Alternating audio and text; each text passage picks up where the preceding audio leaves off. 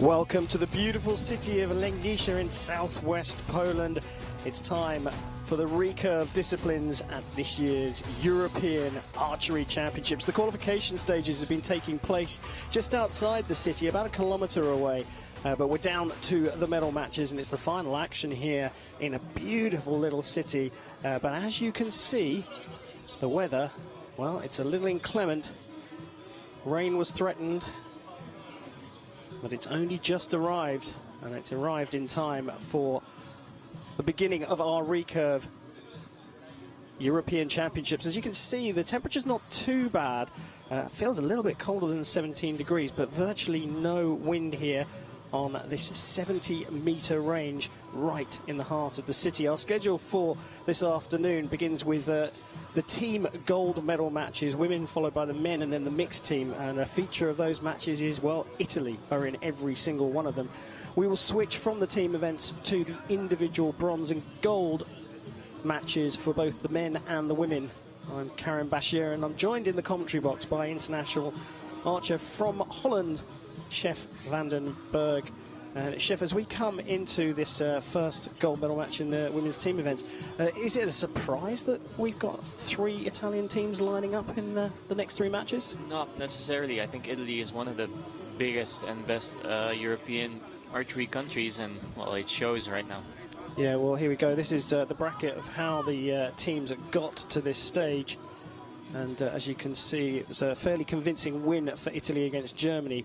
And they will face Turkey, another strong archery nation, who came through against Russia by the same score. So Italy strong, but so are the Turks. Yeah, definitely.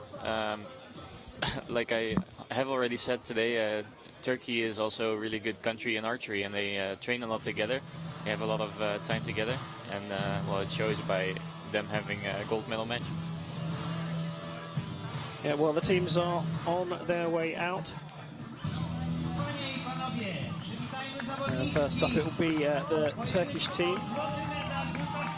Abuke Aktuna, Yasemin Anagosh, and Gulnaz Koskin. Pretty good lineup. Sure is.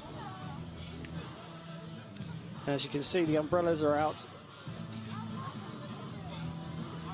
Now, the light rain we saw earlier on today didn't really affect the compound archers, but Chef, it's coming down pretty hard now. Yeah, and it's coming down even harder every minute, I feel.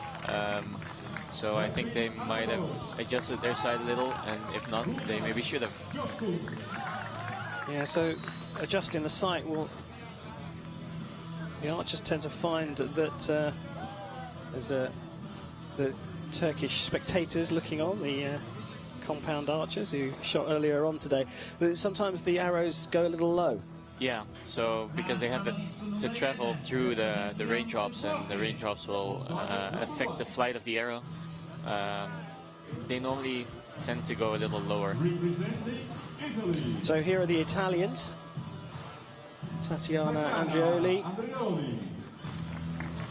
Lucia Boari, and Vanessa Lambie.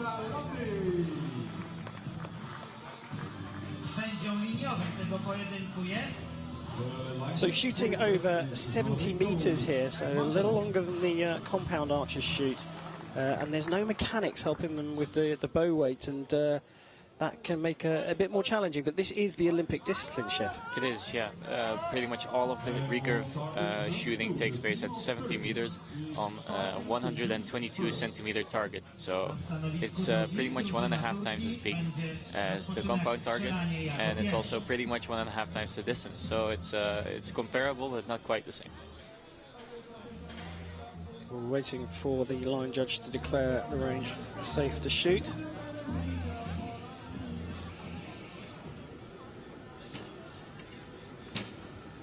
So 3 archers per team, and we work on a set system in recurve archery, not the accumulative score that we see in compound archery. So that means you can have a wobble and still recover. Yeah. So Turkey will shoot first. 6 to start with. Turcja 6. not the ideal start of your competition.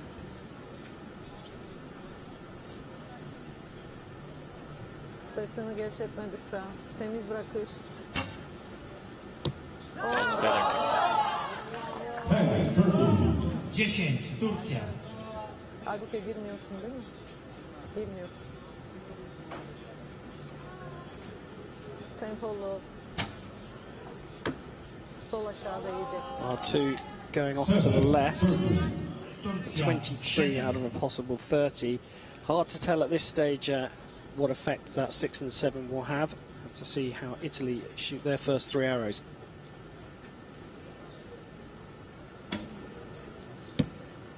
It's a good shot, especially in these circumstances and with the score that Turkey has already. Shooting 9s is perfectly fine.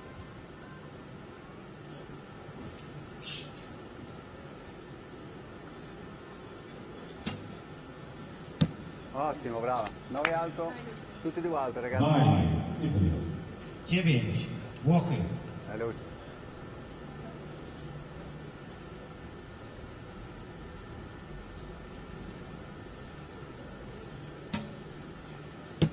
Okay, 9 alto. Well, they're all just a little high. I think, yeah.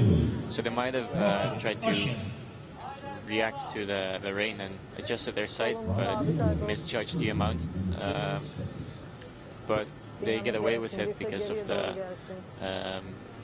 not very good shots of Turkey at the beginning. Well, let's see how the Turkish team respond. The 8, as you can see from Italy, the third arrow has an asterisk up against it, which means that it will go to a measure, and the target judge will go down and check that Sırtını gevşetme is an 8 Büşra. or a 9. Temiz bırakış. Aşağıda 8. Turcja 8. So rain is not only affecting the arrows, but it will also make your hand slip in your grip if you don't have proper hand placement, or if you just have a slippery grip. And also it will make your fingers on your tab slip a bit. Your finger tab is the piece of leather that you have in your hand. And the leather will also soak up water if you don't keep it completely dry. So the feeling of your shot will pretty much go to dust. So you have to trust on your instincts and just shoot 7 alto destra. and not think about what it feels like, because the feeling in the rain will differ from the feeling in the dry. The conditions the same for both teams, and at the moment it's the Italians just edging this first set. Ottimo, 10, brava. That's a good shot there. Włochy So they 10. should comfortably take this set. If you have a higher score at the end of a set, you get 2 set points, and the target here for the teams is 5 points. Level on points, and at the end of the set, Definitely you good share enough. it. Buona There you 10. go. Ok. So, a little bit of a sloppy start from the Turkish team, but as I said at the top of the programme, a set system allows for recovery Yeah, from one it does. set to the next. You can have a dodgy couple of arrows and put it behind you and move on to the next set. Yeah. Which also makes it even more of a mental game, because if you get really far behind in a cumulative match, it's pretty much you're bound to give up. But in set system, you have to keep fighting until the very end. Like the saying goes, it ain't over till the fat lady sings.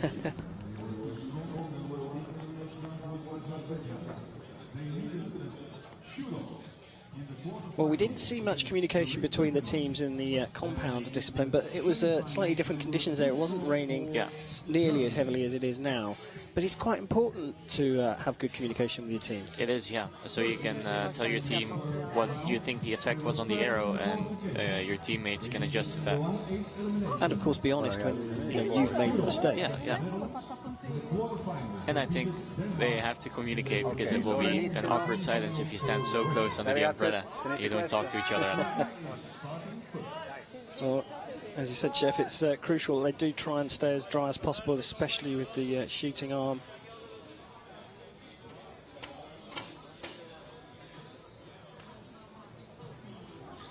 Come normale, eh? Ok. Another reason the arrows might go low is that the string on your bow might catch some water, which makes it a little heavier, and then it will be a little slower, which will result in your arrows going lower. But so far we haven't seen too many arrows go low because of the rain, I think. Kuşlar çizgiye dikkat et.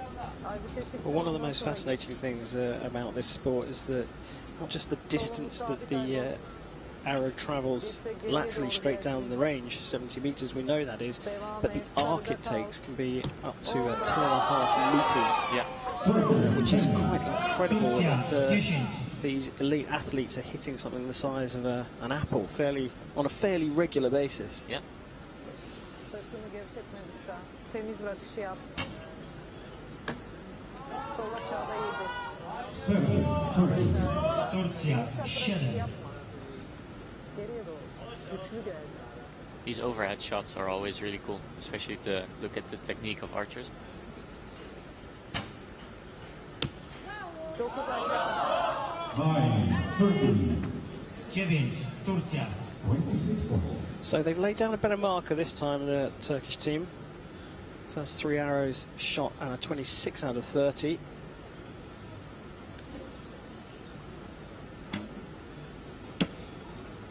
Sette ancora alto a destra. 7, Włochy.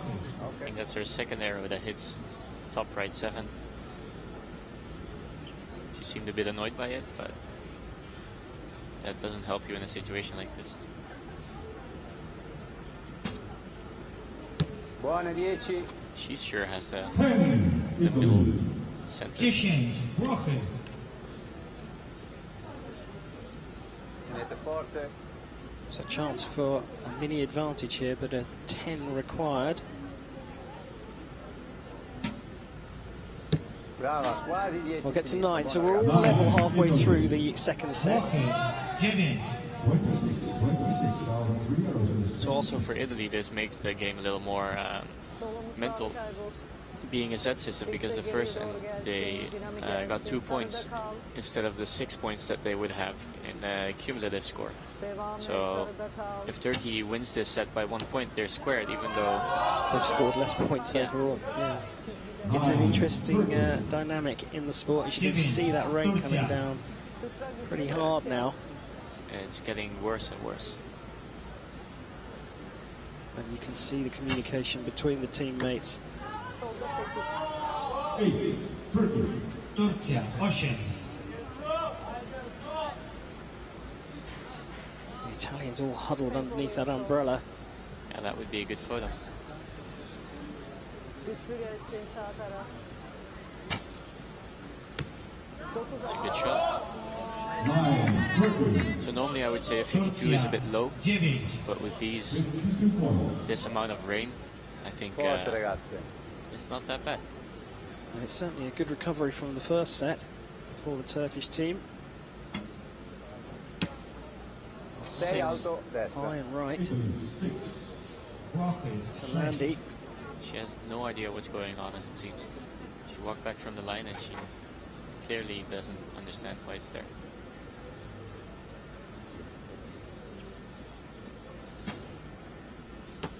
Otto basso. That's an 8, so this set will automatically go to Turkey. 8. Yeah, no chance of recovery here, but still an important shot.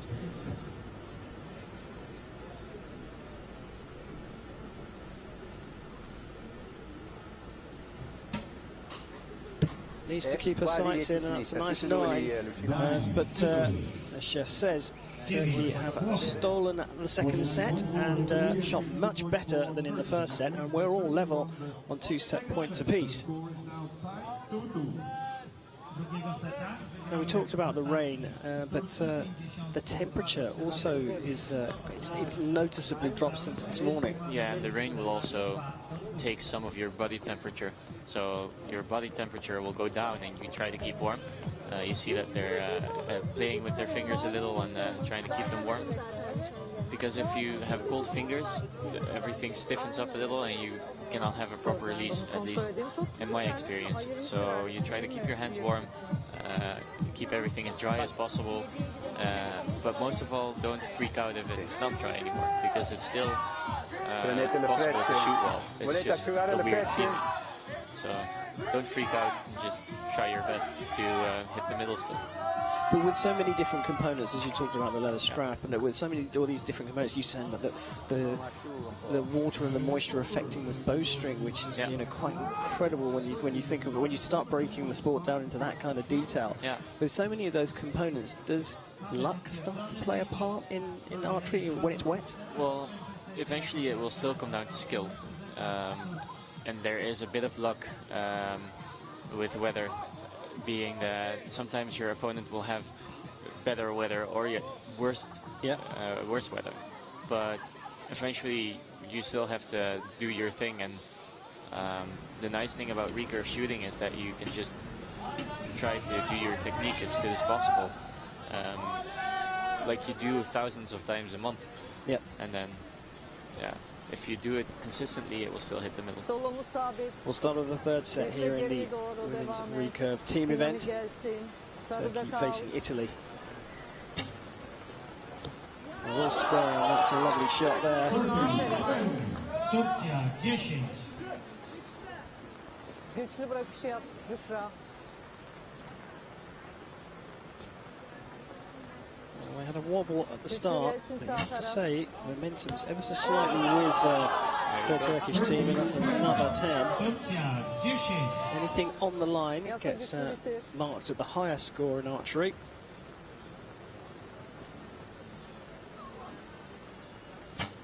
Bravo. Not the best shot, but it still hit 9. So why do you say, for someone completely new to the sport, how can you say that's not the best shot? Well, I'm comparing it to her previous shots because every archer has their own technique, so it's difficult to say that's a bad shot or that's a good shot. But compared to her other shots, the release was a bit off. So the release went a bit more forward than the other arrows, and it was a bit slower. And I think that's one of the reasons that the arrow is low 9 instead of instead of better. Yeah. Both teams now starting to shoot closer to the center. Vanessa and Lambie is still hitting right, but at least her height is good now. So it's just something to build on. There you go. Beautiful stuff. 27, usually a pretty good score, but Turkey only dropped a single point in the first half of the third set, and they have a big chance here of going 2 set points up. And it's hard to see on TV, but it's still getting worse. The rain is still getting worse. Yeah, it's absolutely tipping down there. It's not affecting the Turkish athletes as much as it is the Italians at the moment.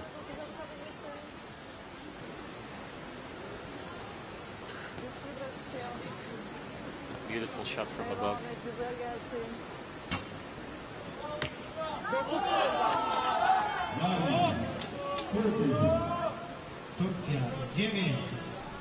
So to go back to the release, what I was on about before is you want to try to keep pulling even though the clicker has gone. So there's a little metallic or little metal plate that clicks when you are done pulling your bow. And then you can shoot, but you still have to pull, so you don't stop pulling, but you pull through the string to get a crisp and nice release. If you stop pulling when the clicker goes, you release forward and then your arrow will hit low. Very good description of the finer points of the technique. You can see there that the water's already gathering on these cobbled streets. And with that 8 from Italy, I think Turkey is getting this set again. Yeah, they can't, no matter what the scores will be. They can't get to that 56 target set by the Turks. So Italy started much the better team, but have they've wavered a little bit in this tricky conditions here in southwest Poland. Important arrows there though, keep the sights in, and so Turkey come from behind. They technically only need a single set point now, so a draw on score in the next set would be enough to see Turkey crown the recurve women's team European champions. And they certainly look a little bit more relaxed than the Italians. In the beginning they were struggling to find the middle. but now that they do, it seems like they have calmed down a bit. Yeah, they've honed in on it. You can see just how wet the conditions are as the Italians are drying off their equipment.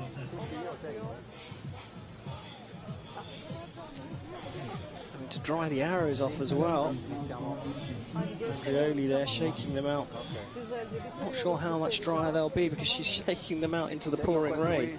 It's become very, very damp here now. You do want all of the difference you can make. So if you can shake it off a little bit, and the couple drops that you'll collect while shaking it, I think you take for granted. And they'll continue to shoot through this. The only time they would consider stopping play is lightning. Just if there's lightning present, obviously it's dangerous for the archers. Yeah, you're effectively holding like a lightning catcher. A lightning rod, yeah. Especially that one. That's almost entirely made of metal.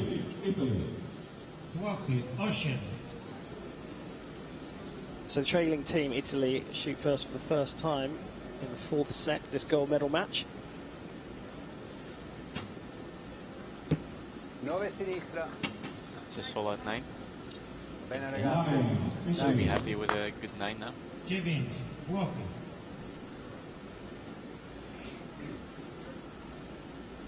you can see the stabilizer on the front of the bow there. 10, Underwater. What a brilliant shot that is, though.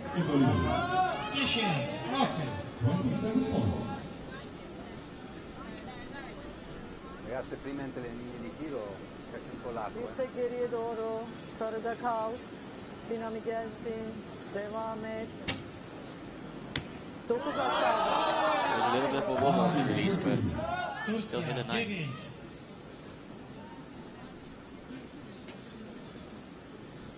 Güçlü gelsin Büşra.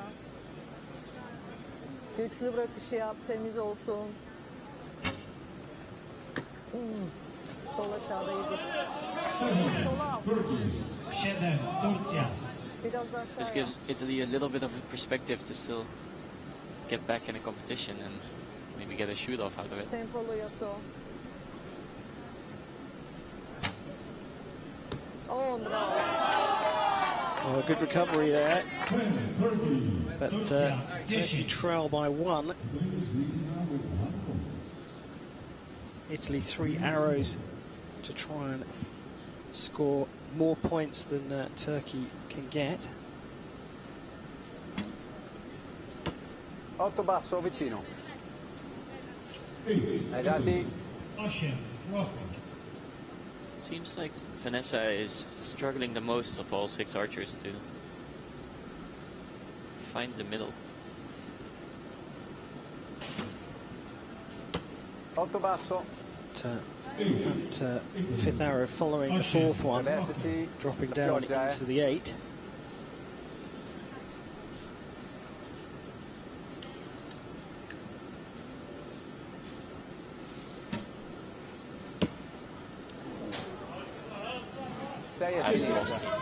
Well, a maximum possible here of 56 for Turkey. So they have room to maneuver here. Sarıda kal. Devam et. Devam It's et. a long hold. It's in the 9. Works out. You see that Yasemin is releasing her bow a little bit, so she gets the water out of her string and from her limbs. Çizgiyi tut. Aynı yerde. Still looking very strong there despite that 7. Starting to see some of the arrows drift over to the left.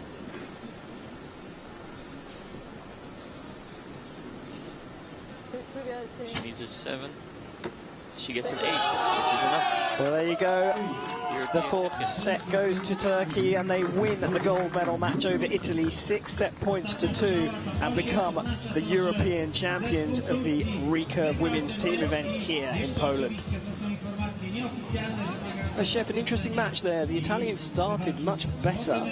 Yeah. Maybe a bit of nerves in the Turkish team at the start. Might be, or just the fact that they needed to get used to the circumstances. Because really, it started raining just before the match. So I think when they were shooting on the practice field, it wasn't raining as much. So basically, they've been practicing in the semi-dry conditions. And then they get in the bus, and the moment they get out the bus, it's pouring down. Yeah. So I can imagine that you need to get into the match a little. Yeah, it's very unique for this event because we're right in the heart of this fairy tale city in Poland. The warm-up area is, as Chef says, a bus ride away.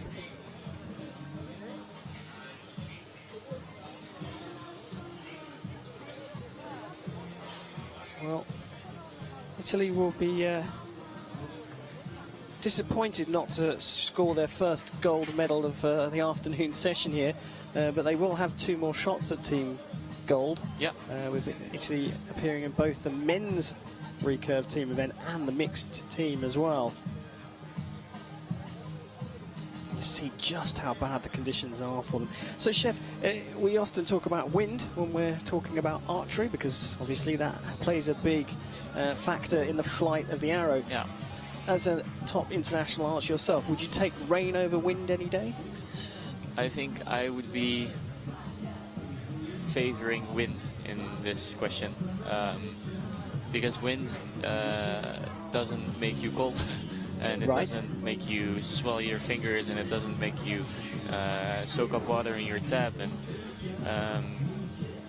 it's difficult to say the least, but I think rain just blurs all the feel away, and that's difficult as an archer who does mainly, pretty much everything I do is based on feel instead of technique. So I would favor wind. Well, there we go. We had confirmation there. Turkey taking the gold medal in the recurve women's team event, beating Italy 6-2 in that final. And it's the Germans who will be on the 3rd step of the podium here in Legnica. We're in the shadow of that beautiful cathedral, but we're moving straight on to the men's team event. And like I say, Italy feature again, and this time they go up against Russia. Italy beat Luxembourg easily in the semi-final. Russia squeezed past Spain, and then Luxembourg went on to beat Spain in the bronze medal match. So, Chef, well, we've got another Italian team coming out up against the Russians. What do you fancy here? I think I would give Italy the edge over Russia in this competition. I don't know, it's just a gut feel. I think Italy has what it takes, and they have 3 really, really experienced and good archers. Russia might just pull through on gut still, because Russia has a really strong team, and they, it's hard to say, but if I would have to put money on it, I would say Italy. Well, like I say, they have a bag of experience, and they're up against a gritty Russian team. Aslan Baldanov, Galzan Bazazapov, and Vitaly Popov. And you can see that they have come prepared for the weather. Yeah.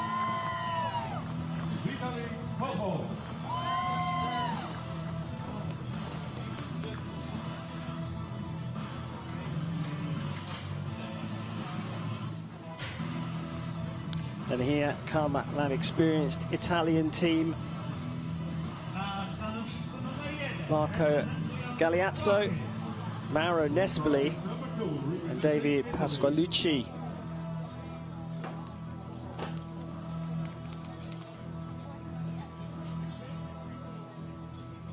I'm not 100% sure, but I think Pasqualucci was part of a team that became world champion. Nespoli was a part of the team that became Olympic champion, together with Marco Galeazzo, who is also an individual Olympic champion.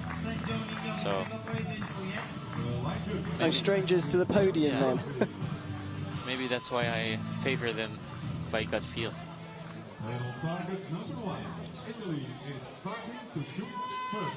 Well, a bit of a telltale sign there. The Russians stripping out of their rain jackets. It's just ever so slightly eased off. It's not quite as heavy, the rain. It is still raining, though.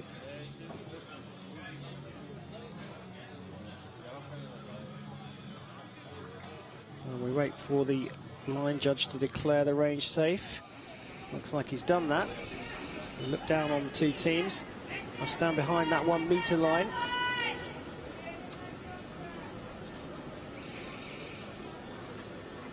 So Italy will shoot first.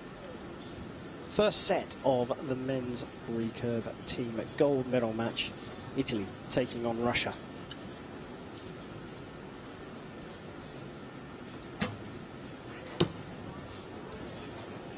It's a bit odd. I think Turkey started at the same spot last match.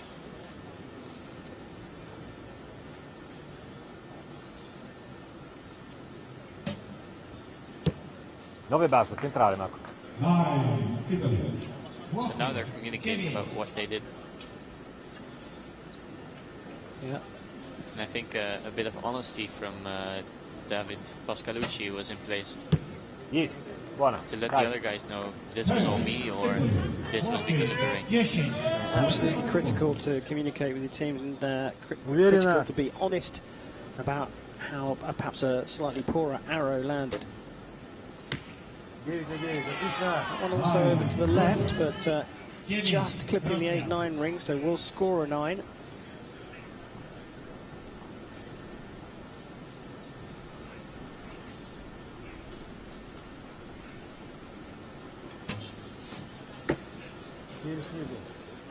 Went very low. I didn't see it. Was behind the scores, but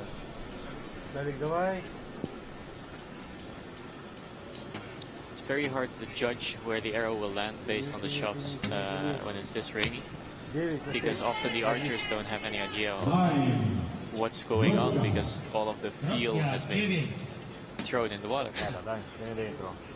And I mean, in all honesty, this arrow's travelling at some speed down the 70-metre range. If a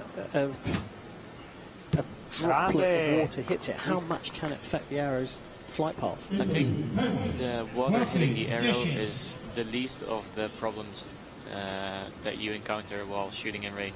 I think your bow and your tab being wet is the biggest issue. 9 a sinistra. Solid 9.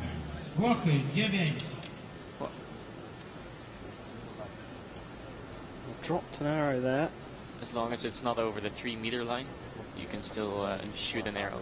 So there's a line 3 meters from the shooting line, and if it goes over that line, it's counted as a shot arrow. Well, recovered from that. You see that stray arrow just lying there. Yeah, you can see the 3-meter line on the right. So as long as it's on the left side of that line, it's fine. Really rough shot. Aggressive, but rough. So they'll need 2 10s if they want to tie this set.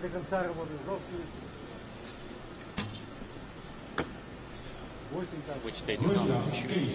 Yeah, so the first 2 set points will go to Italy. Still an important shot here for the Russian. Italy Popov, he will want to just keep his eye in.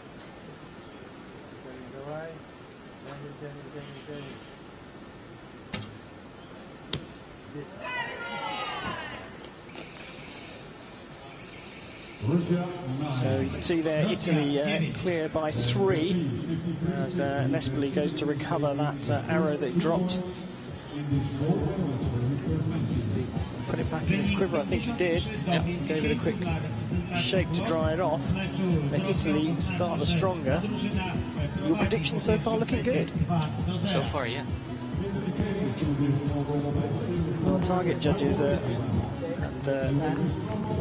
the agents there all covered up.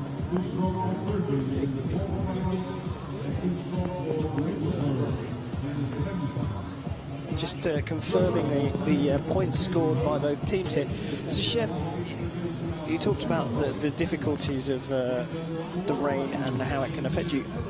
Would you try and hold for a shorter period of time in the rain, or shorter than you normally would, or do you try and keep to absolutely the same routine as though you were shooting in the dry? I wouldn't actively try to shoot faster in the rain. I don't think that makes any difference.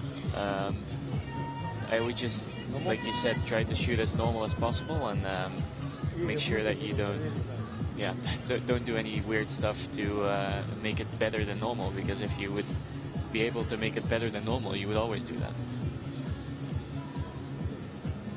So it's more important to keep that leather strap dry and try and keep all of your equipment as dry as possible. Yeah. Or what you can do is make sure that everything is wet and just keep it at a steady amount of water in the, because then it's the same the whole match. Which is you also become accustomed to it. Yeah. So the trailing team always shoot first in archery, and we start the second set of this European Championship gold medal match in the Recurve men's team event. Russia taking on the Italians. I think that went through the target. I think it was a left 8 and it went through. Well, no score up yet.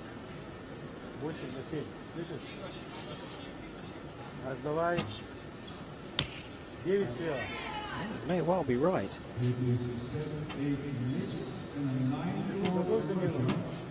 I'm pretty sure it went in the left 8 and it just went through because of the arrows being wet and the target being wet. Well, it's put down as a miss, an end for the Russians, and they follow it up with a 9 and a 10. Well, there you go, Chef. Your suspicions confirmed there. That has been marked as an 8.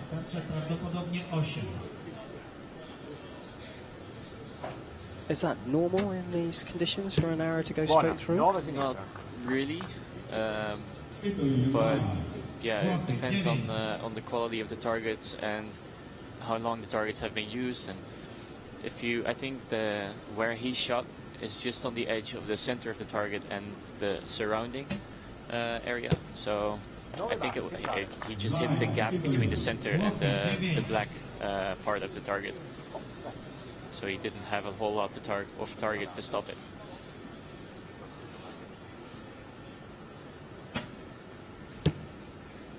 A really decent group in there for the Italians, matching the Russians on score. Bazarzapov from Russia, the guy who's now on the line, is one of the few recurve archers that shoots without an arm protector.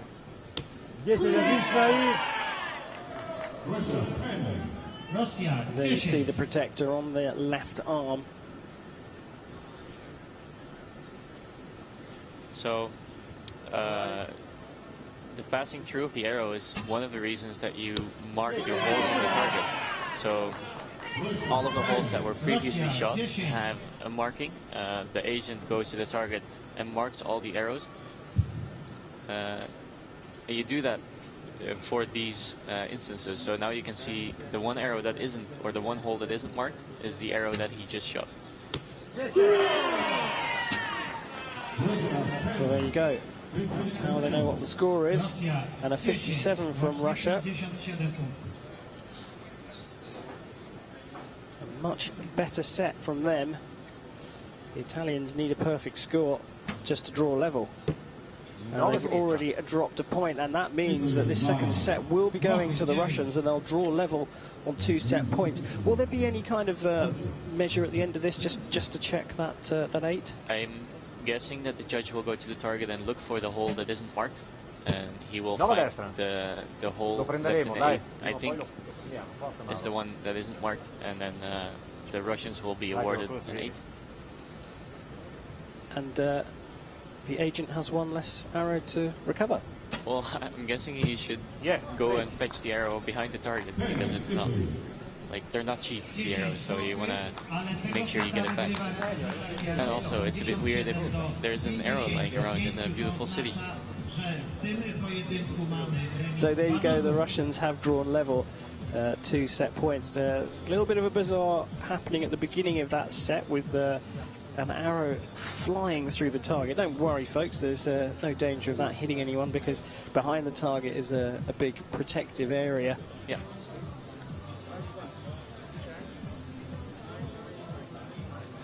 seems like it's actually still in the target. It just went through until the veins were. Now you can see it. Oh, look at that. And it's gone. Incredible. A great shot there from our camera folk. Yeah, so it was eventually stopped, but the arrow wasn't visible anymore, so it didn't go completely through. Well, there you go. The a new way of drying off your arrows there by the Russians. Just blowing at it. Yeah, that works.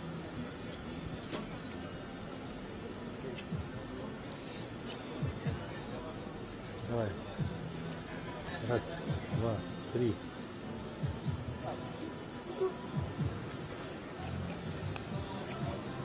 And to shoot at 57 is really, really good in this weather.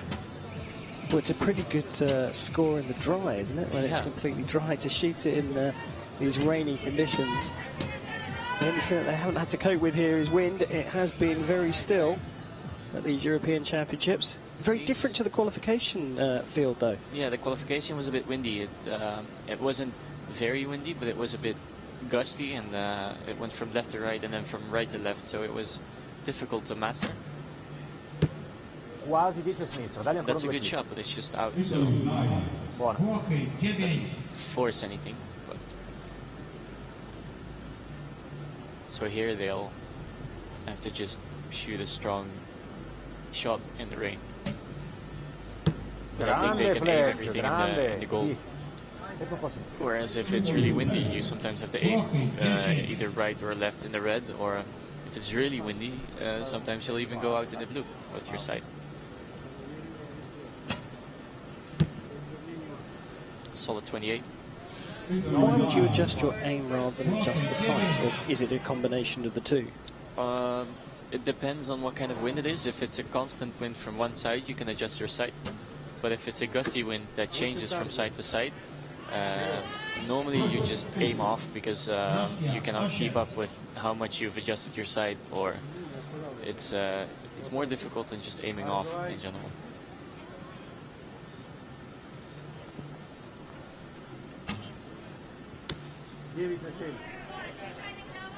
It's a very aggressive style of shooting. Russia 9. I have to say there's a bit of a swagger in the step of the Russians, though.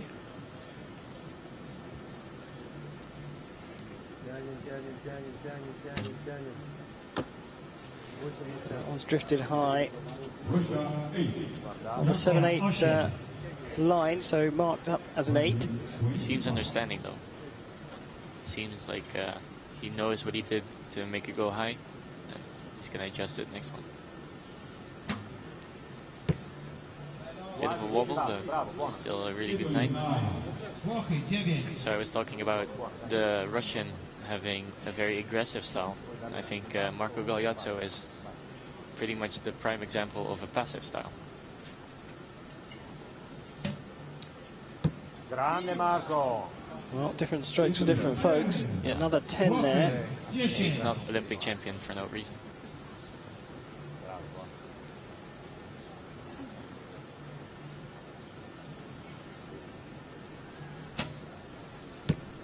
Calm and still, and the Italians. Really solid group. The Italians have brought their A game. It's taken them till this third set to really start showing their mettle. This set has already escaped the Russians. They can only get to 55 points. Russia 10. They can now shoot some stress-free arrows to get their shot going. That's a great shot there. Let's go back and watch that one in slow motion, because you saw all the water springing off the bow there. Yeah, there's nothing you can do about that except for pulling back your string a little bit before you go onto the line, and then releasing it so that the biggest part of the water on your bow just jumps off already. Well, 54, not bad in these conditions, but not enough.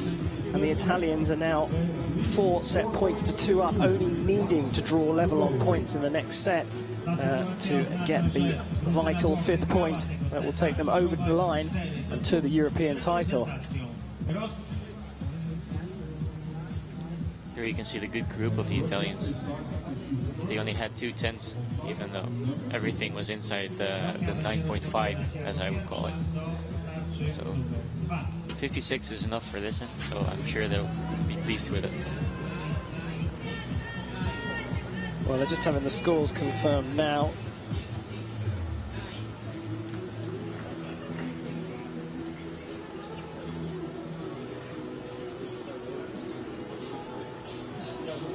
Doesn't seem like it's warming up at all this afternoon. It really isn't. It's really, the temperature has dropped, I'd say 4 or 5 degrees since this morning. Rain has really cooled things down here. You could almost say it's chilly. It's definitely jumper weather. Yeah. I should say pullover, shouldn't I? Jumper is a very British word, isn't it? Well, I think most people would understand. I'm wearing 3 layers at least. Yeah, don't blame you.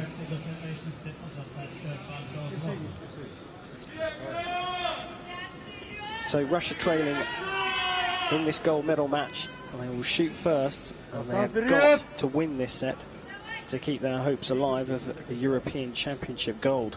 These top views are great because you can see that the first archer from Russia has a very open stance. And then if you look at the second archer, he's pretty much parallel to the target. So you can see his feet are pretty much in a straight line to the target. And then their third archer is almost beyond parallel, so his left foot is almost in front of his right foot. So 3 archers from the same country, but they all have their personal preferences. Well, you've got to do what works for you. See, you can see his left foot is in front of his right foot. And I'm guessing that's so he can get into his line better. So his right elbow gets in line with the arrow. And it works for him. Well, good start there from the Russians. 27 putting down a marker for the Italians to aim at. They just need to be level at the end of this set.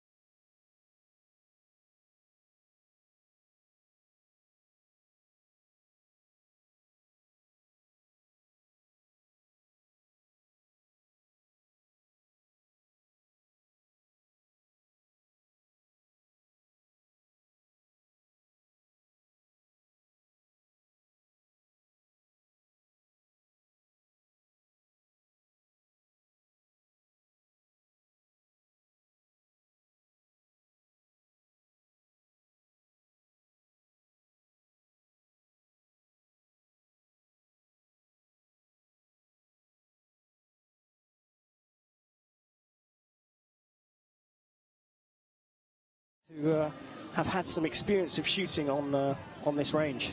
Normally it's a big advantage, but today we've seen that even though you have been on the field before, it doesn't mean that you automatically win the match, so they'll still have to fight for it.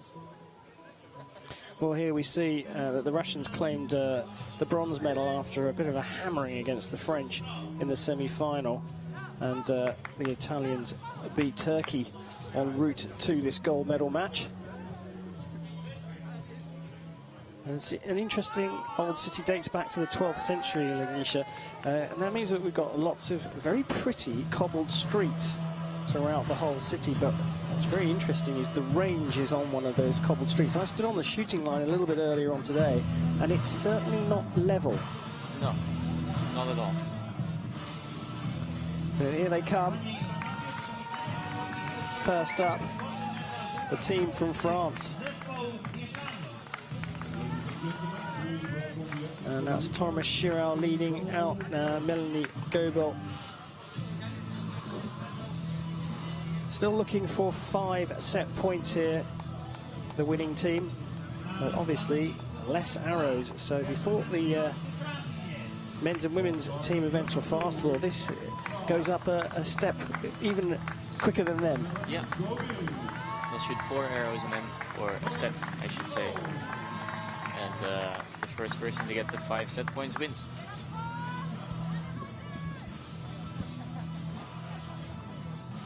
And I'm sure Nestle wants to do his absolute best to go home with a gold medal. Well, you could say the same for Vanessa Lambie. Both of these Italians appeared in their representative team events. They team up together for the mixed team.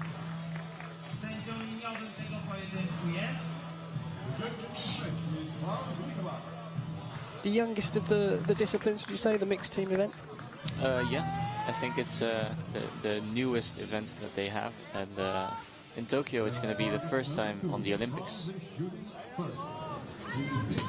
It's certainly lively. A different dynamic in the team, that's for sure.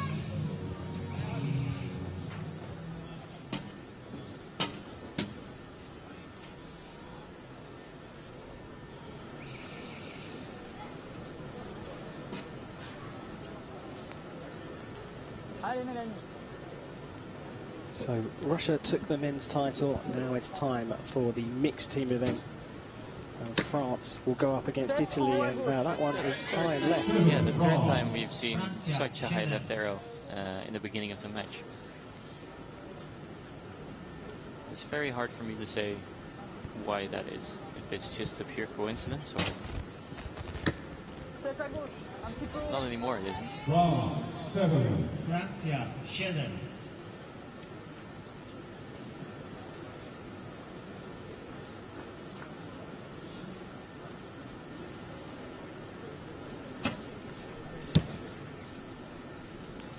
He's just continuing to shoot it, or really close to the 10, or just out. It's hard for me to say.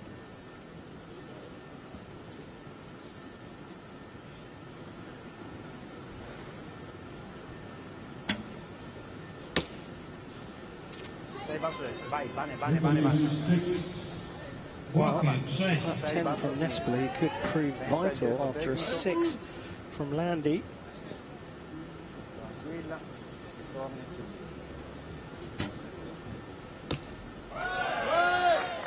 And Melanie is coping really well with the disappointment of her first arrow.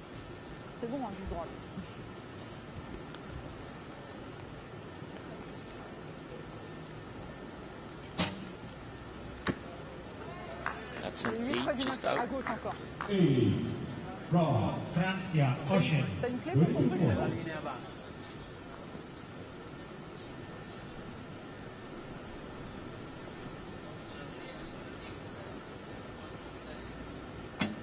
Still a big opportunity for the Italians, a 9.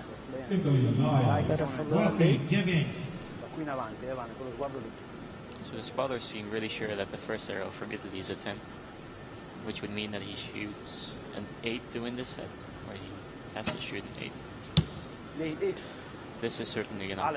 That is enough. That's a lovely shot there. Nestle shooting first and last for the Italian teams. 2 10s and 2 points the Italians lead. And perhaps for the first time today, some range time, previous range time, starting to look good for the Italians. Yeah, I think they capitalized on their experience they had. You can see that the shirt of Vanessa is all rained down. But I think the previous experience helped Italy in having their sights somewhat okay to start this match with, and France having to adjust it a little bit. So the first set goes to Italy. Well, a third opportunity for the Italians to get gold. They found in the women's event, losing out to Turkey, and in the men's event where they lost out to Russia. So 2 silvers for the Italians. You can see Melanie is trying to keep her hand warm by putting it in her armpit. That's what I was talking about. If your hands get too cold, it's really difficult to get a smooth release. So you want to have it at a proper temperature.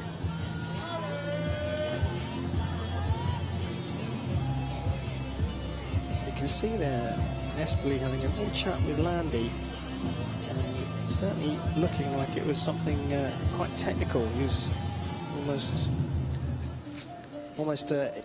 pulling an imaginary bow. So France trying will shoot first here. Often it's easier for archers to explain something by showing it than to explain it, rather.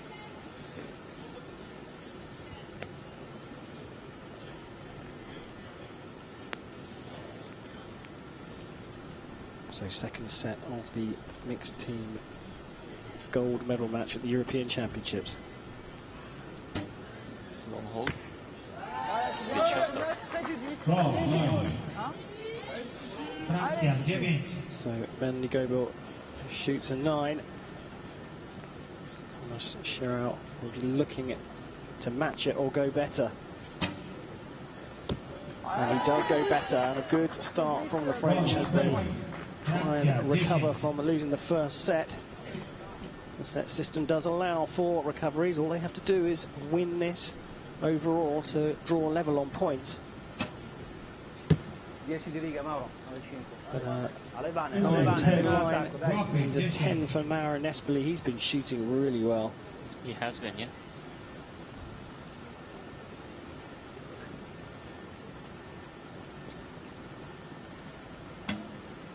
Well, you talked about luck with the weather. Just as Vanessa Lambie went to take that shot, the rain started to come down just a little bit heavier, but it didn't affect her at all. Possibly helped her.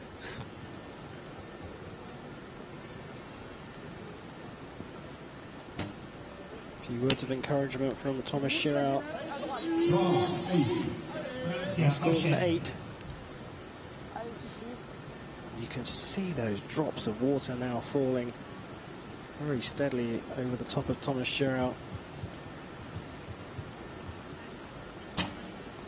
Bit of a wobble. Yeah, you can see it in his shot. He was, like, his whole body was going back and forth. And in the moment of release, there was some doubt. Well, this one looks like it's skipped away already. A potential maximum score of 40 for Italy.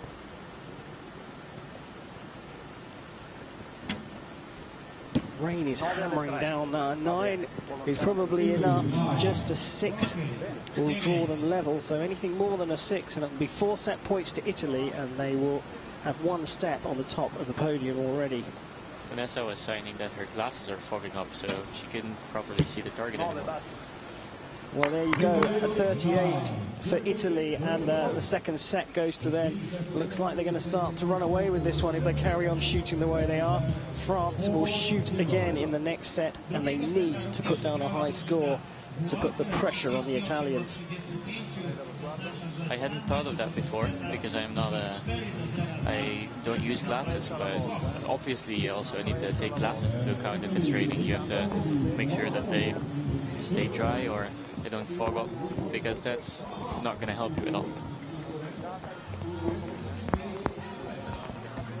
so many different factors. We talked earlier on about some archers using glasses that are slightly tinted to help with contrast and with colour, picking up colour. Of course, they'll be affected by this rain as well. Yeah, I suppose, but the people we've seen shooting those glasses, I think all wore hats as well, so then the raindrops wouldn't fall on the glasses. So you can wear a cap not only for the sun but also for the rain, to keep the rain out of your eyes.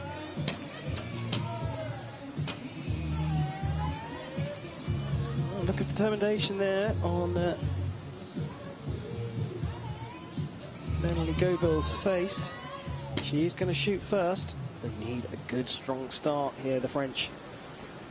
Keep in mind that Italy only needs to tie this set to win the whole match.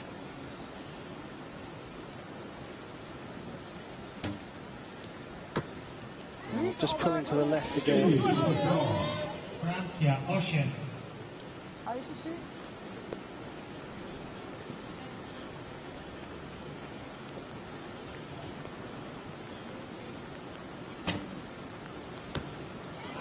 C'est tout près du 17. 9, Francja. Mauro, bene. Melanie was ready to shoot her next shot as well, but she was called back by the judge. Well, the rain having an effect on these archers today. 8-1. Pressure's off the Italians a little bit, because as Chef said, they only need to draw a level on the points after the 4 arrows, because that will mean they share the set points with France and get to 5, which is the magic score. 10 Vanessa, 10 that's a Priya. lovely 10. That's exactly what they needed as well. Mauro shooting an 8, which he doesn't do very often. No. Well, if anyone needs 10s now, it's France. They really need to apply the pressure in these next 2 arrows. That drifts off the other side. She's overcorrected there. And again, I think that was on the side of the center because it almost went through again. So that's what rain does to your arrows and your target. Big arrow for Thomas Schirau. And that's a lovely 10 there. That will apply a little bit of pressure to the Italians. 10 ostatnich strzał dla Francji. Possible score of 38 here for the Italians, so they have some wiggle room.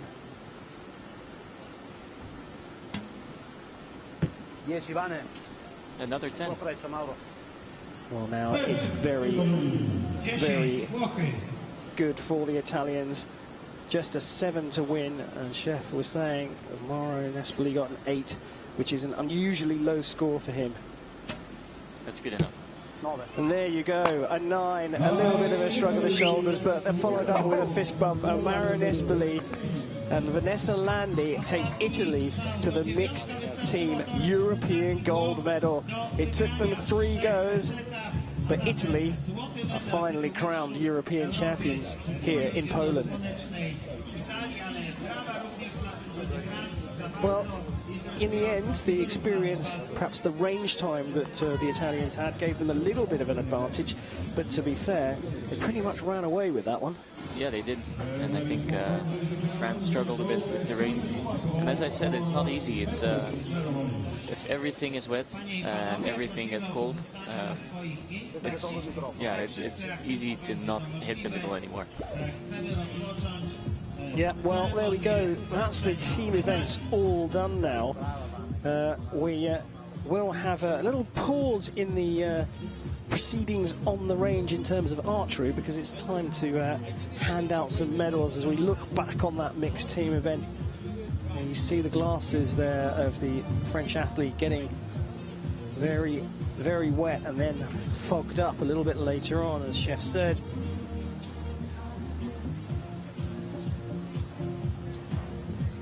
Got some brilliant shots from the French, but in the end it was that man that took the Italians over the line.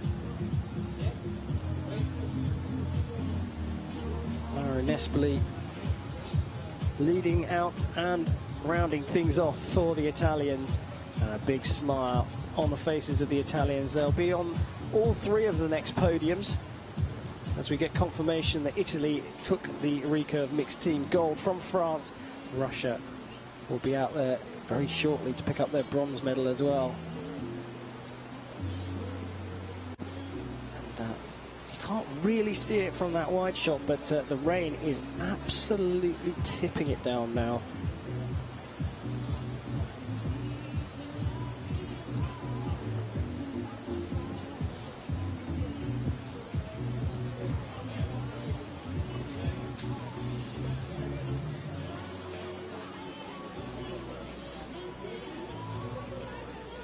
There you can see a slightly better picture because all the umbrellas are out. You can see the rain dropping off them.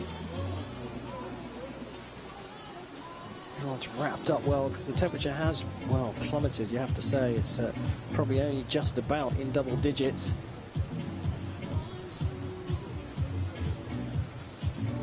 Seem to be having a good time though.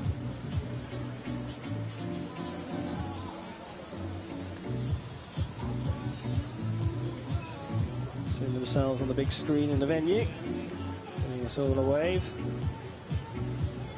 Well, the damp conditions certainly haven't dampened the spirits of the spectators. Has thinned out a bit, but you can't really blame them. They're completely exposed. There is an even clearer picture of just how wet it is here in Legnica.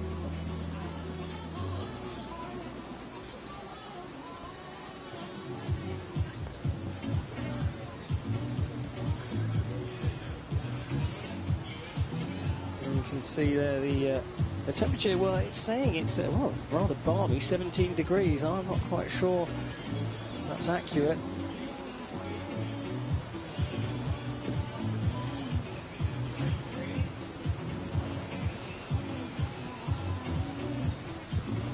Now they're all trying to keep themselves dry. We do have more archery action coming up as we move over to the individual events, but we will move over to the medal ceremonies very shortly. They're just preparing teams behind the scenes. And we'll have, well, the medal ceremonies in the order that the team events came out. The women's team medals first, then the men's, and then the mixed team. And, well, according to my schedule, we should be back to the archery action in about 10 minutes' time, although subject to these terrible conditions actually for the organisers. Very difficult for them to keep the proceedings moving quickly. Those athletes that have just been out on the field of play, well, they're going to want to dry themselves off, aren't they, Chef? They sure do, yeah. It looks like there's still arrows in the target, but... Yeah. It might just be water. It might just be a speck of water.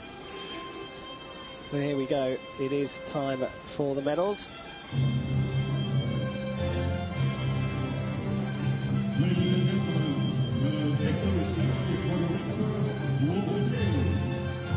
Panie i panowie, ceremonia dekoracji w konkurencji ruchów klasycznych drużyn kobiecych.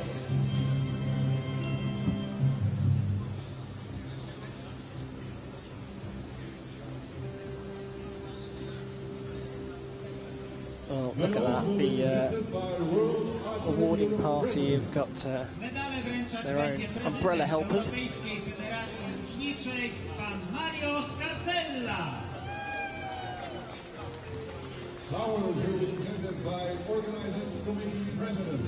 Kwiaty wręczać będzie prezes Komitetu Organizacyjnego Mistrzostw Europy w Ucznictwie, pan Józef Waściusz. Brązowy medal, reprezentacja Niemiec.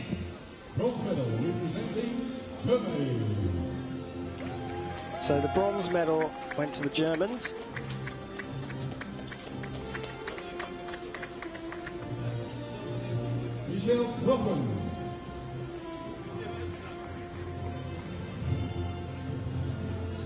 Elina Richter.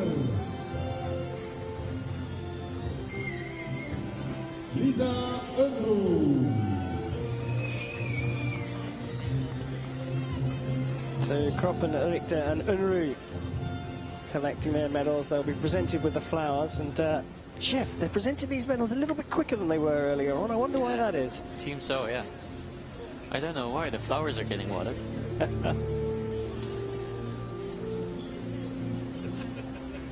Nobody wants to be standing out there too long, unless of course you're on the podium, and then I don't think you mind. Exactly. I'd love to trade with him. Italy. So here they are, the Italians. They were pipped to the post by Turkey in the final of this event. They put up a brave fight, but in the end, Turkey ran away with the gold medal 6-2. So Tatiana Andreoli,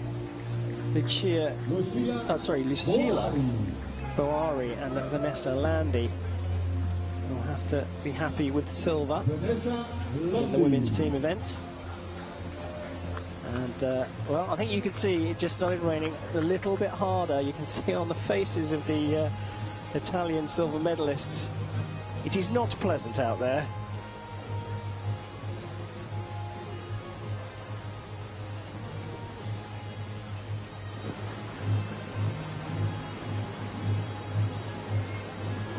Well, that's one thing to do with your flowers, use them as an umbrella.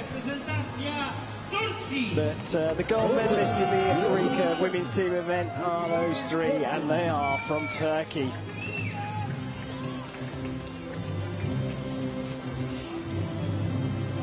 It's been a good European Championships for the Turkish team. They continue to impress on the world archery stage, and now they are the European champions.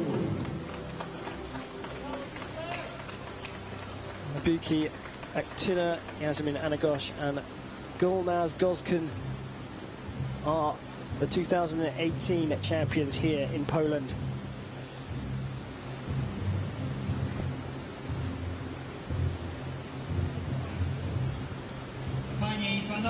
They're able to compose themselves and smile for the photo op.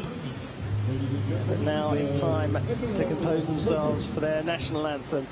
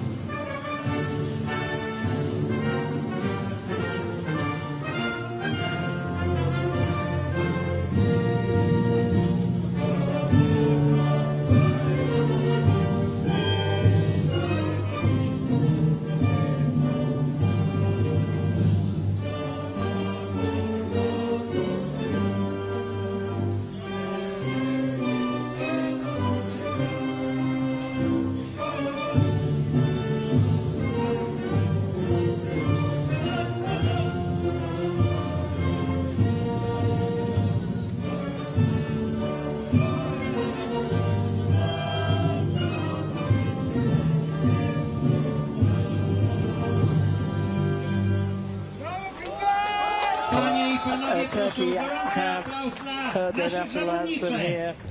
They are the women's recurve team gold medalists, beating Italy in the final, Germany there in the bronze medal place. And look at that, they're getting off that podium and into the dry pretty quickly, because I think you could light-heartedly call that singing in the rain. Yeah. It was incredibly damp during the national anthem there, but the Turkish athletes all grinned and braved it and sung their way through the national anthem. It looks like they're going to crack on and get straight to the men's presentation here.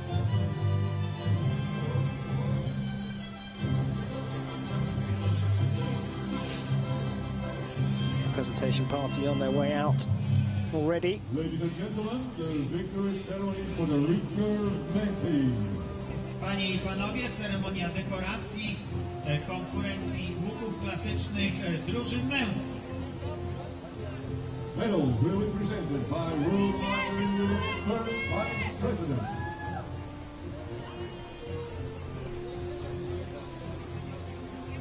Medale wręczać będzie pierwszy wiceprezydent Europejskiej Federacji Łuczniczej Władimir Esiejew. Flowers will be presented by member of Polish Parliament. Kwiaty wręczać będzie poseł na Sejm Rzeczypospolitej Polskiej pani Ewa Szymańska. Brązowy medal, reprezentacja Luksemburgu. The men's bronze goes to Luxembourg.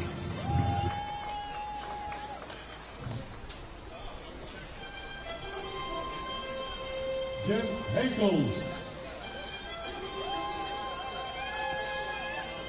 Still absolutely teaming it down, but you can't wipe the smile off those gentlemen's face. They perhaps weren't favoured for a medal here, but they have done very well. They have done exactly that. I think this is, I'm not sure, but I'm guessing this is one of the first medals they have in an event of this size. And, I know they've been struggling to get a good team together, and sure seems like they have done now.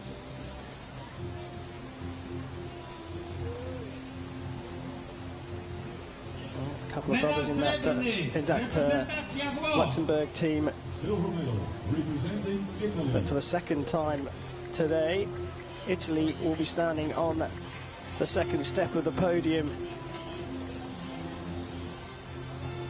Marco Galeazzo, Mauro Nespoli and David Pasqualucci Mauro Nestle. just lost out in the gold medal match. And David A match that went to a tiebreaker. They had looked strong throughout until the tiebreaker, and then they dropped the ball a little bit, opening the door to the new European champions, Russia. But a second medal haul for Italy in the recurve. That's not a bad visit to Poland. No, I think they don't get another shot, but they had 3 shots and they got 3 medals. I would say that's successful. So the European champions are the Russians. Arsalan Baldanov, Galzan Bazarzapov and Vitaly Popov. And I have to say the star of the show was probably Vitaly Popov. Pulled everything together. They had a little bit of grit and determination, as Chef said at the beginning of the match, and it was enough to take them over the line and to the European title.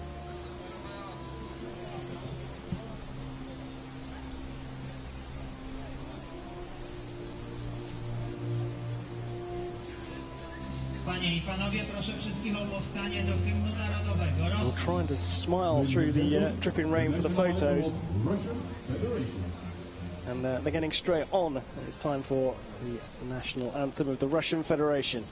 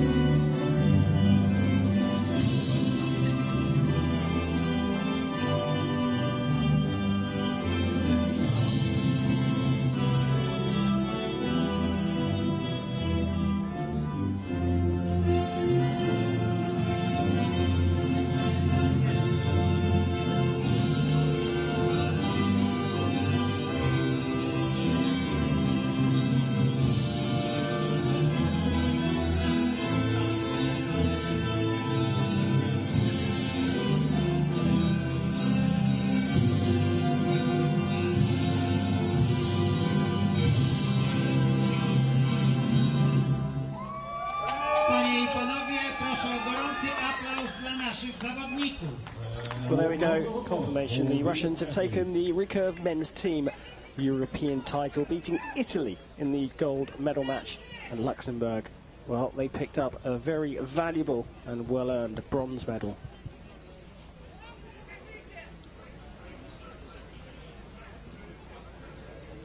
Well, they're getting off the podium just as quickly as the women did.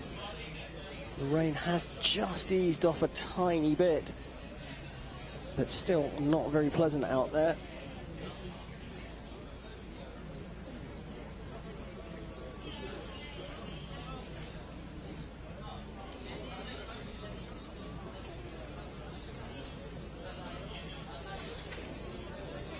We have one more medal presentation for the team matches, and that's for the mixed team. And then we will move on to the individual matches. And I suppose one good thing you can say about those individual matches is, well, you thought the team recurve matches were fast. The individuals will go in the blink of an eye.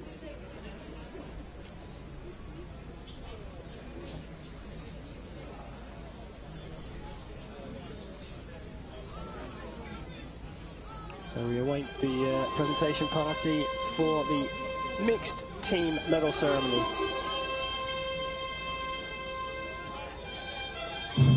Ladies and gentlemen, the victory ceremony for the Panie i panowie, ceremonia dekoracji w konkurencji łuków klasycznych drużyn mieszanych. medal will be presented by former World Archery Secretary General. Medale wręczać będzie była sekretarz generalny Europejskiej Federacji Łuczniczej pani Marinella Pisciotti. Flowers will be presented by Vice Major of Legnica. Kwiaty wręczać będzie zastępca prezydenta miasta Legnicy pan Krzysztof Duszkiewicz. Brązowy medal, reprezentacja Rosji. So the bronze medal goes to the Russian Federation in a city that's really taken to archery. We had the mayor presenting earlier on, and now the vice mayor is out there in the presentation party.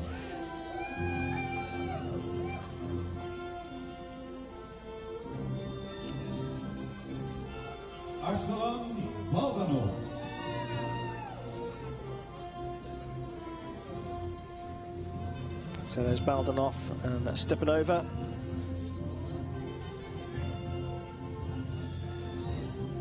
Baldanov, of course, picking up his second medal today in that Russian team that took the men's gold. So a gold and a bronze for him. Not a bad outing. Silver medal representing France.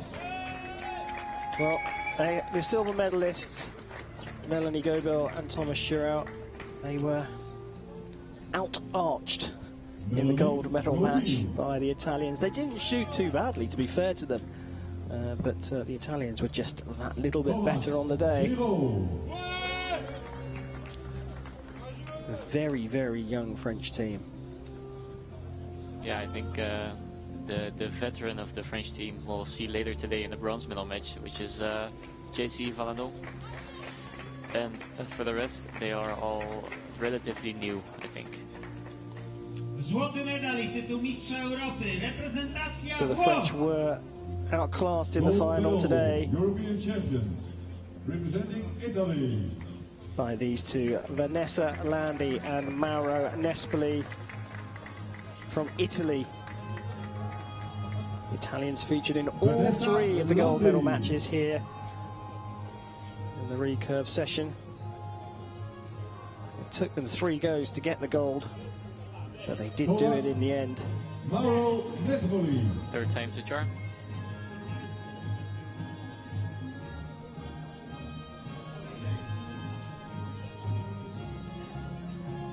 There they are, the newly crowned European champions. A photo op for them. Panowie, proszę wszystkich o powstanie do hymnu narodowego Włoch.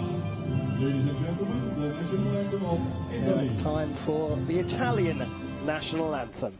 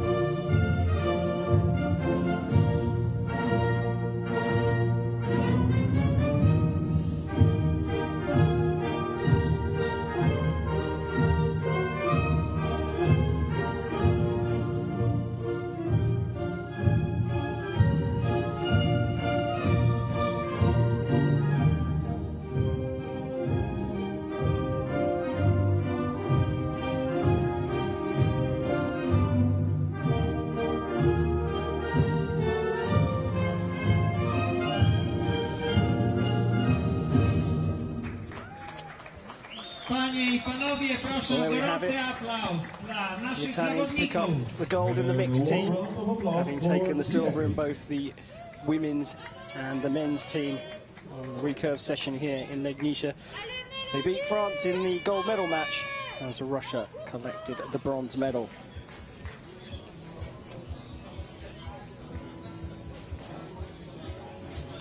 So now, as we pull away from those medal ceremonies and we look down the 70-metre range, you can see right at the end there the target's being replaced now because we're going back to the action. It's time for the individual tournaments. We'll start with the women's individual recurve bronze medal match.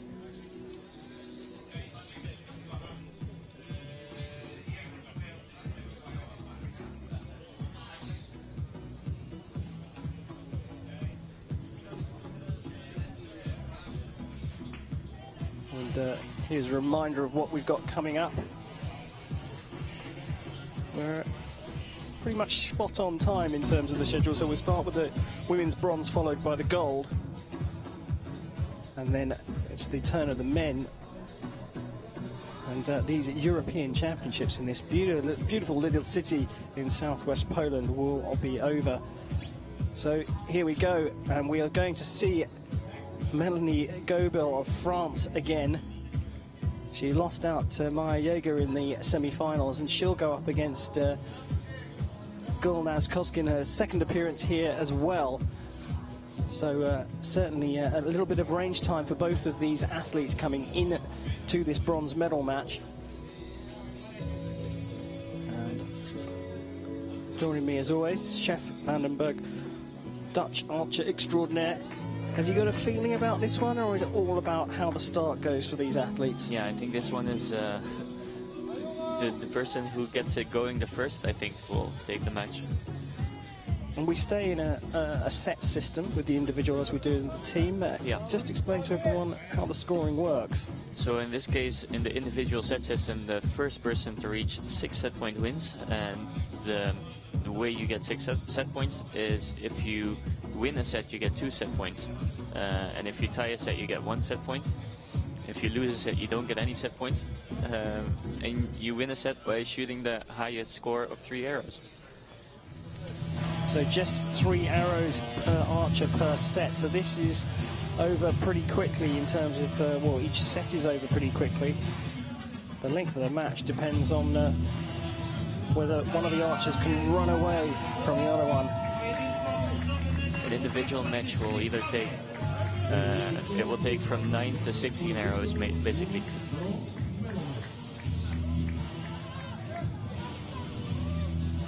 Na stanowisku numer 1, reprezentująca Francję.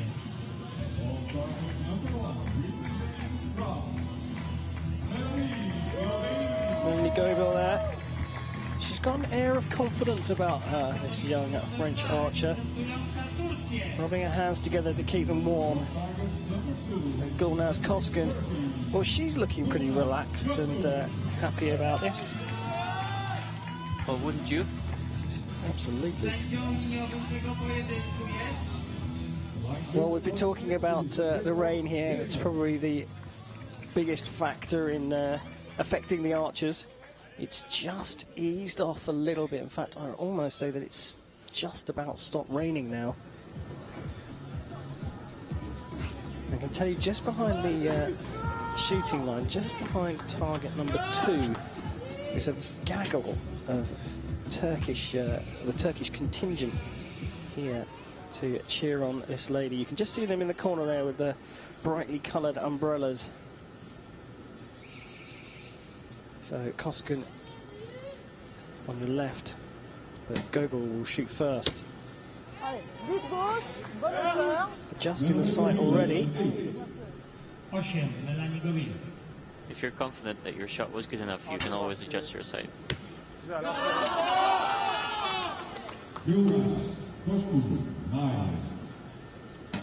Kosku. So before in the team, I said it's important to be honest to your teammates about whether it was a good shot or not, to adjust to it. It's the same in individual actually, because you need to be honest to yourself, and if you don't fire a good shot, you don't adjust your sight to where it goes, because you can honestly not really depend on that.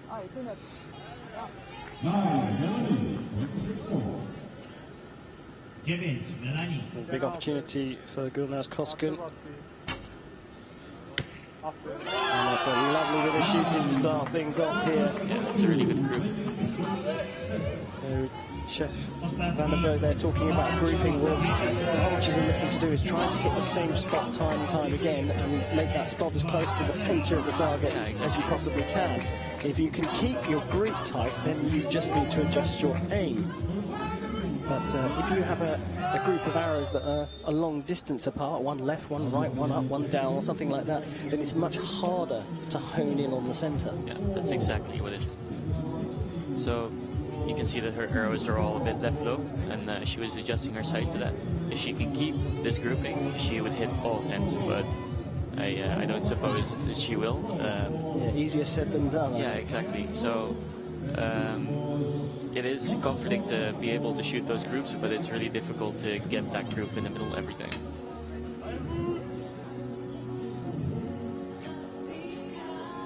Interesting thing here for these archers is that effectively they've come off the back of a defeat, having lost in their semi-final. They'll have to pick themselves up, dust themselves off and start again, because a bronze medal is up for grabs here.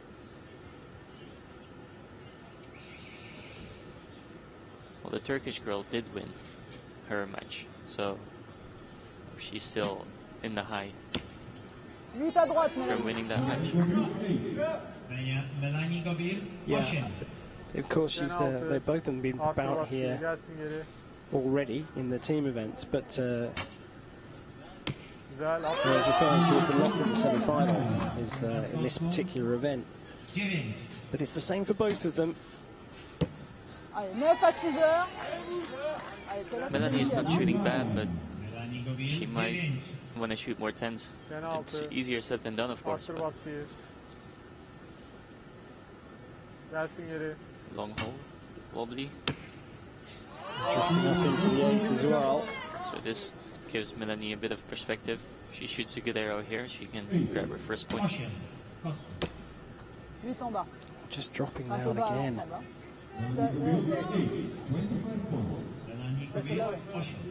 So an opportunity for Koskun to build on her lead. Just a little wobble in that back arm. That didn't affect her at all. And 2 sets in a row and 4 points to 0 for the Turkish athlete. If she wins the next set, this is all over. It could be over in 9 arrows,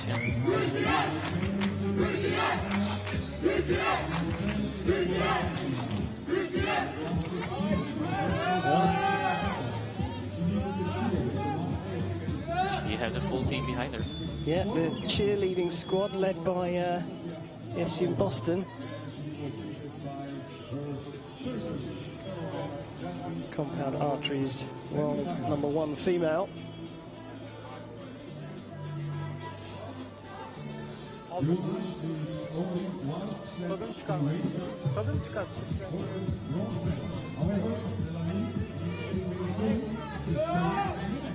So the trailing archer will shoot first as always, and that's Melanie Gobil, and she needs a good start here. She needs to score big to put the pressure on her opponent.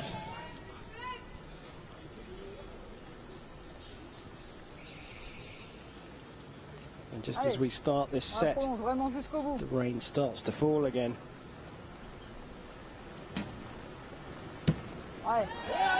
So again, a good 9. She hasn't had a 10 yet. Arttır baskıyı. Güzel, aferin, harika. Çok yakın 9.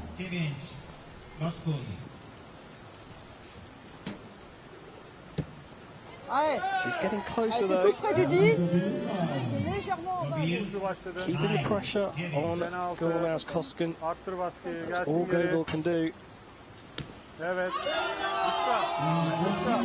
She's not one to be rattled. 9.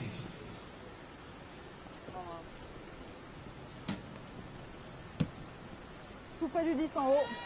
Again, dancing around the 10 ring, but not hitting it. A 27 is a good score, though, in these conditions. Arttır baskıyı, gelsin geri. A 10 was required to get the 2 set points. She only scores a 9. They match each other on score, so they share the set points. So not quite over the line. Not yet, but Legnica now, she has at least 3 more chances to hit some 10s. And 5 to 1, it's not something that's impossible. I mean, just 2 more ends of, or 2 more sets that she can win, and it's a shoot-off. And then you're virtually back on 0, so you just need to shoot 1 more arrow. Well, and if you like it, it's better than being back to 0. If you win the last 2 sets, the momentum's with you. Yeah. And you'll go into that tiebreak full of confidence. But the first job is not to make any mistakes and outscore that lady there, Gulnaz Koskan. She's got a lot of support.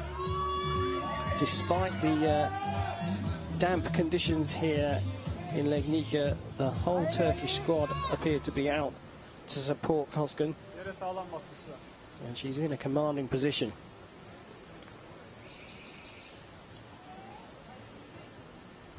A look of real determination on the face of Meneli Goebel. Can she execute? Well, that one's drifting out to the right. C'est léger bas encore, hein, mais... Sen altı. Arttır baskıyı, gelsin geri. İşte böyle. Allez. Biraz sağa al. 9. Do skóry.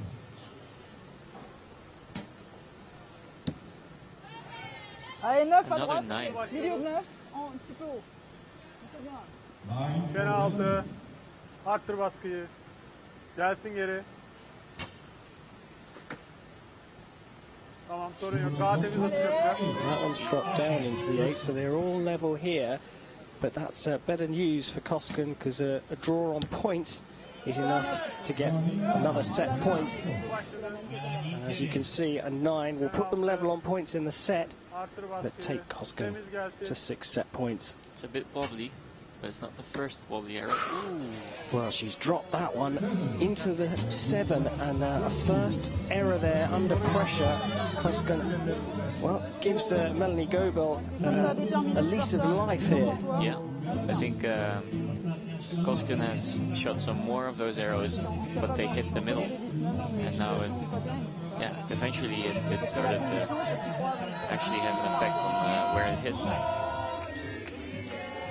Well, her lowest score, 24 out of a possible 30. Here we're looking at Goebel's arrows in the target.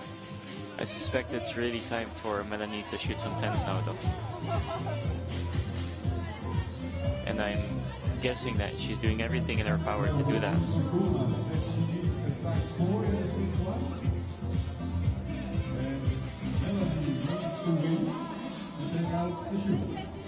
Donc il y a des flèches à tirer. Reprezentantka Francji musi wygrać tego seta, żeby... Well, she's given herself a chance here. She's won 1 of the 2 remaining sets, Meneli Goebel. She still trails by 5 set points to 3, but still has that determined look on her face, and she will shoot first again. She's got to win this set to stay in the bronze medal match. Allez, confiant, tu prolonges.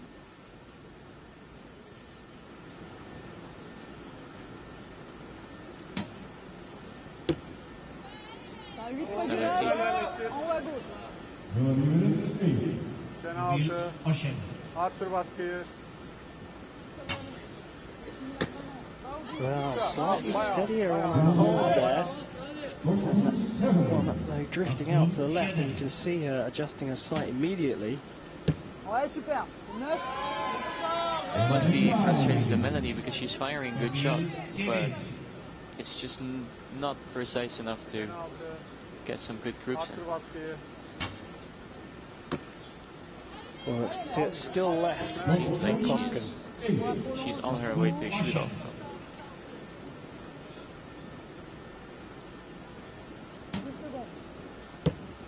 Still not scored a 10 throughout the match though. Lots of 9s.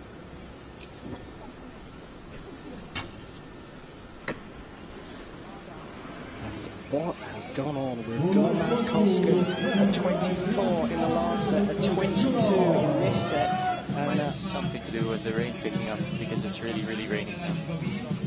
Well, she was 4-0 up, then 5-1 up, but Melanie Goebel has clawed it all back in the third and fourth sets, fourth and fifth sets I should say, to draw level at 5-5, and we go into shoot off a tiebreaker, Chef, and the momentum very much with the French archer now. Yeah, I think, well, it would be a really good moment to shoot a 10 now in the shoot off. Save it for the shoot off, yeah, for the medal. So how does the tiebreaker work then? So the tiebreaker works in, I think Melanie will shoot an arrow first, and then Gulnaz will shoot an arrow second, and then the arrow closest to center wins.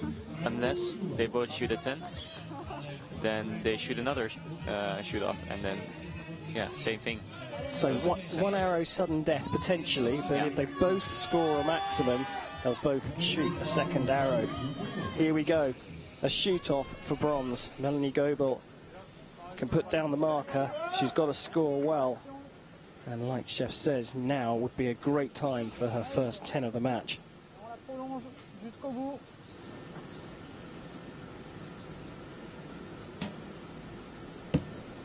Still in the 9.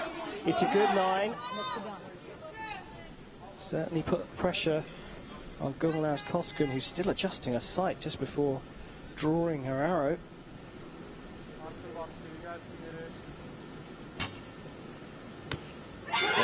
It's another 9, and it looks like it is better.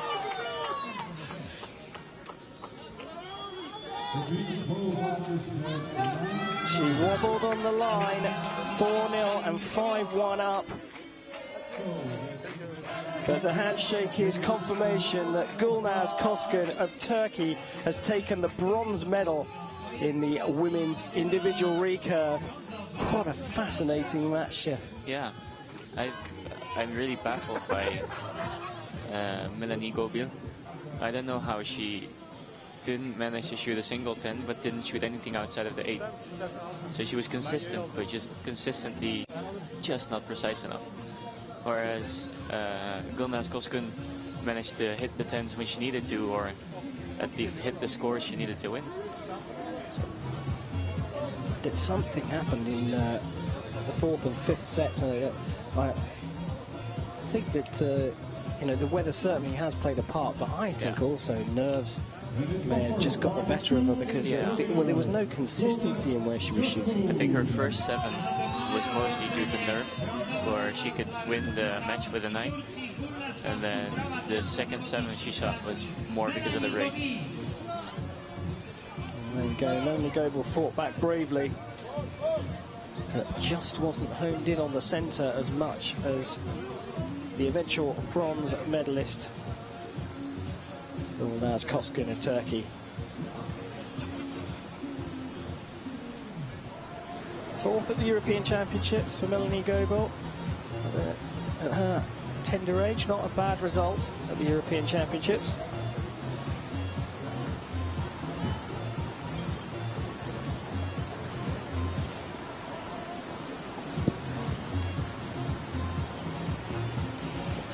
Looks like the ladies have gone off just in time, because well, the heavens have opened again, and we've still got 3 more matches to come.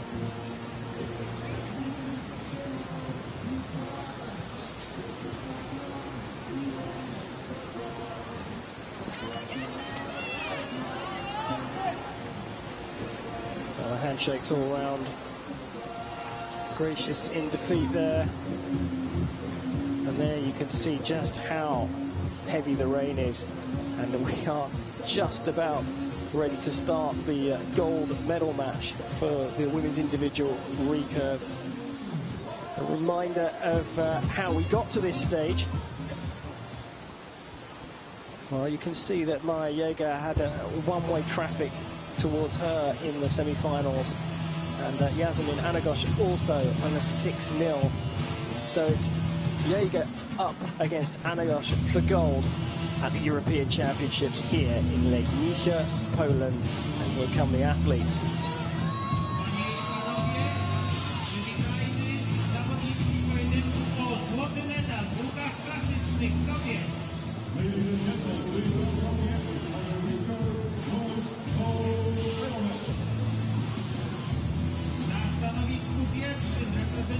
Well, they're being presented to the crowd by Jaeger.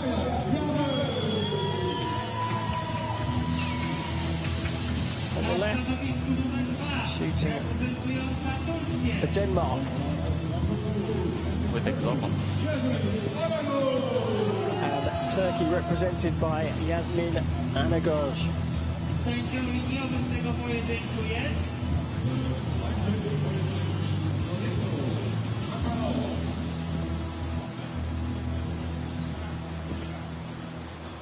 Well, more of an oven mitt than a glove being worn by the Danish athlete. Now, I'm going to ask the stupid question. Why, Chef? Well, I think the mitt, as you said, I think it's to keep your fingers warm and supple, so you can still have a smooth release, even though it's really cooling down here. And also maybe to keep it dry. I'm guessing Yasemin will start this match, since she's the higher ranked archer from the ranking route. Well, you are indeed correct. Yasemin Anagosh goes up against Maya Jaeger for the European title in the women's recurve 9 to start things off. Jasmin Anagosh 9. Lav 7 venstre, Maja. An adjustment there Og to the skib ned til serve. venstre, ja. Ja, lav 7 venstre. Maya Jaeger 7. Værsgo, Maja. Jasmin 10. 10. Samme sted, Maja. Goes off to the left. Maya 7. Maya Jaeger 7. And what a great bit of shooting there. Good consistency, those last 2 arrows. Jasmine 9. And the set's got away from her, but she gets in a good 9 to finish things off. So got her sighting in for the 3rd arrow, but the set has escaped her. And Chef, they are going at a blistering pace compared to the bronze medal match. Yeah, I think they both have a much quicker shot than the other archers we've just seen. I think for Maya it's been, or it is because she has been living in Korea for 5 years, I think. And it's very normal in Korea to have a quick shot, a quick and effective shot. So the fact that she trained with a Korean coach, I think helped her a lot in speeding up the shot. It also helped her in becoming world champion, because she's a former world champion. And for Yasemin, I'm not sure, but I'm guessing she also just likes to shoot a quick shot. Interesting that the world of archery now looks to Korea for guidance, but they are very, very prevalent on the world stage at in medal matches. You see them very regularly. It's not a new thing, though. They have been very dominant in archery for many, many years.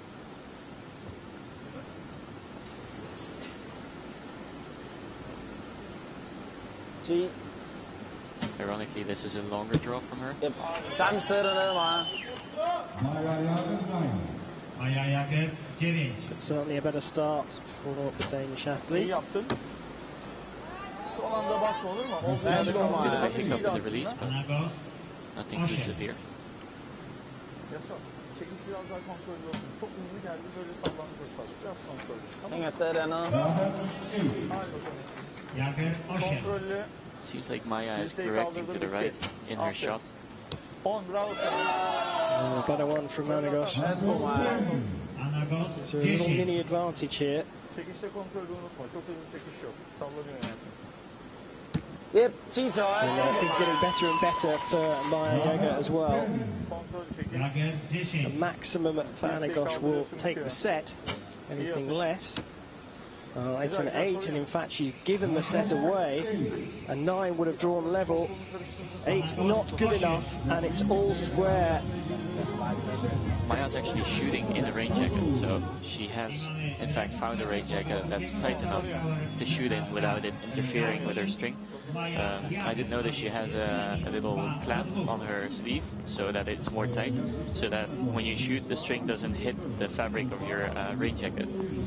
So you can see her chest guard and arm guard are over the jacket to keep it tight, and then on the back of her arm you can see a little Ball clip. Yeah. So good spot there, sir. Good spot. So what Chef's referring to is as the string flies back towards the bow, it doesn't catch on anything. Doesn't hit anything. And that's why you see a lot of the archers, or most of the archers, wearing arm guards as well when they're not wearing a rain jacket to protect their arm as much as anything. It will give you very bad bruises and sometimes even until your arm bleeds. So the arm guard is definitely something you want to use if you hit it. Biraz sağ ol Vanessa. Atış güzeldi, güven kendine. İyi atışlar yapıyorsun. 8. Anagos.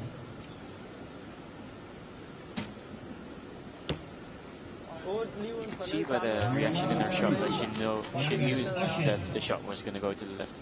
So she tried to steer it to the right, but couldn't quite manage to do that.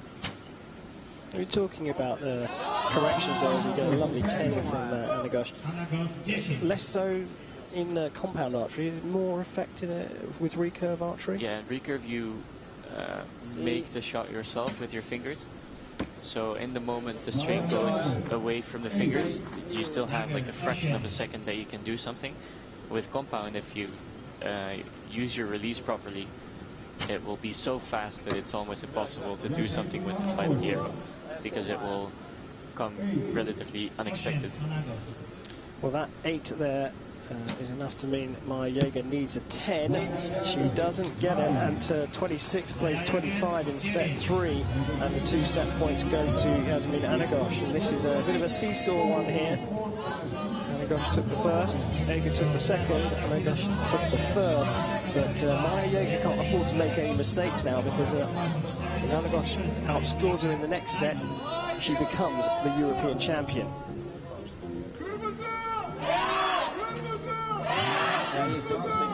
Just on the other end of the range, 70 metres away, collecting the arrows just fired. And that Turkish crowd, it looks like it's thinned out. Actually, they've just split up a little bit, sharing the umbrellas more liberally. I think there are more Turkish people under each of them.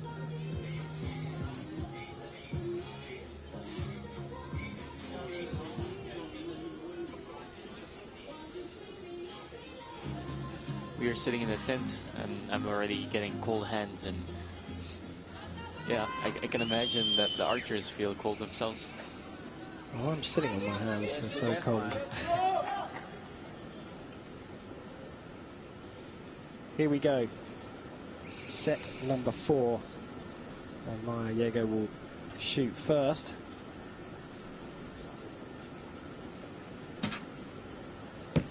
Not the best shot, but still in the goal.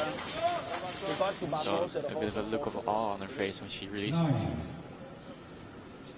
Gets away with a 9. That's a 9 from Anagosh. The pressure switches back over to the Danish athlete.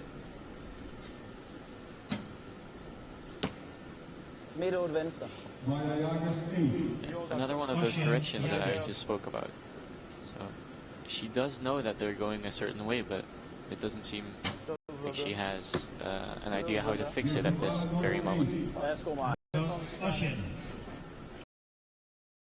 Again on score. Another 9. So a maximum would take this for Anagosh. She would move to 6 set points and take the European title. Oh, and it dips down into the 9, and they're level on points, so they're going to share the set points here, but it's the Turkish athlete that still leads 5-3. So the maximum that Maya can get now is a shoot-off out of this. Anagos, ostatnia strzała 9. Ten sam rezultat uzyskały obydwie zawodniczki. Maja Jagę 26 punktów i jest 26 punktów. W meczu You can see that they're constantly drying everything with a towel, just so that it's not completely soaked. It's just very difficult to shoot with soaked equipment. You don't necessarily want that. What are the worst conditions that you've shot in terms of rain?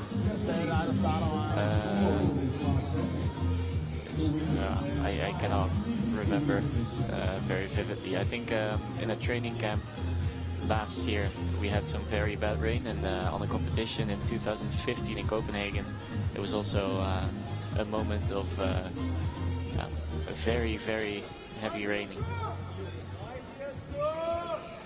And also, speaking from experience then, conditions, well, not tipping it down quite as much as it was earlier on, but still not very pleasant.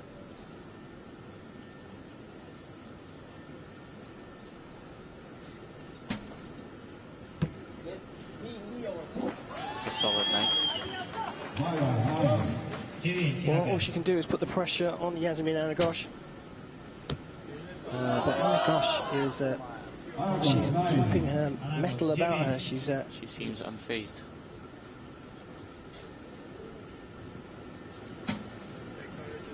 Yes, A 10 for Jaeger. 10 Jagę. Well, that one's drifted out, so This is the moment Maya can clinch this set to go into the shoot-off. well, another 10. Or a 9 even. Well, Well, it's on the line, so she gets the 10, and Anagosh cannot match her 29 points. Just a quick shot will do. And just like that, we are level on 5 set points each. And Maya Jaeger, well, she's just clung in there to stay in this match, drawn level at the close of regulation play, if you like. And we go into Another shoot-off. another shoot-off. So we've seen one of these before, but just for the folk watching, just explain again how this works. Well, a shoot-off is a single arrow tiebreaker, essentially. So they will shoot one arrow, and the closest arrow to center wins. Unless both archers shoot a 10, then they will shoot another arrow, and then the closest to center wins. There you go. So potentially one arrow for the European title here.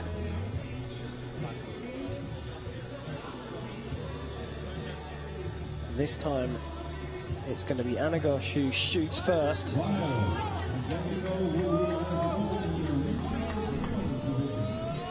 Jeden strzał zadecyduje, która z tych zawodniczek zostanie mistrzynią Europy. So here it is. Potentially one arrow each. And the European title will be decided. But who will it go to?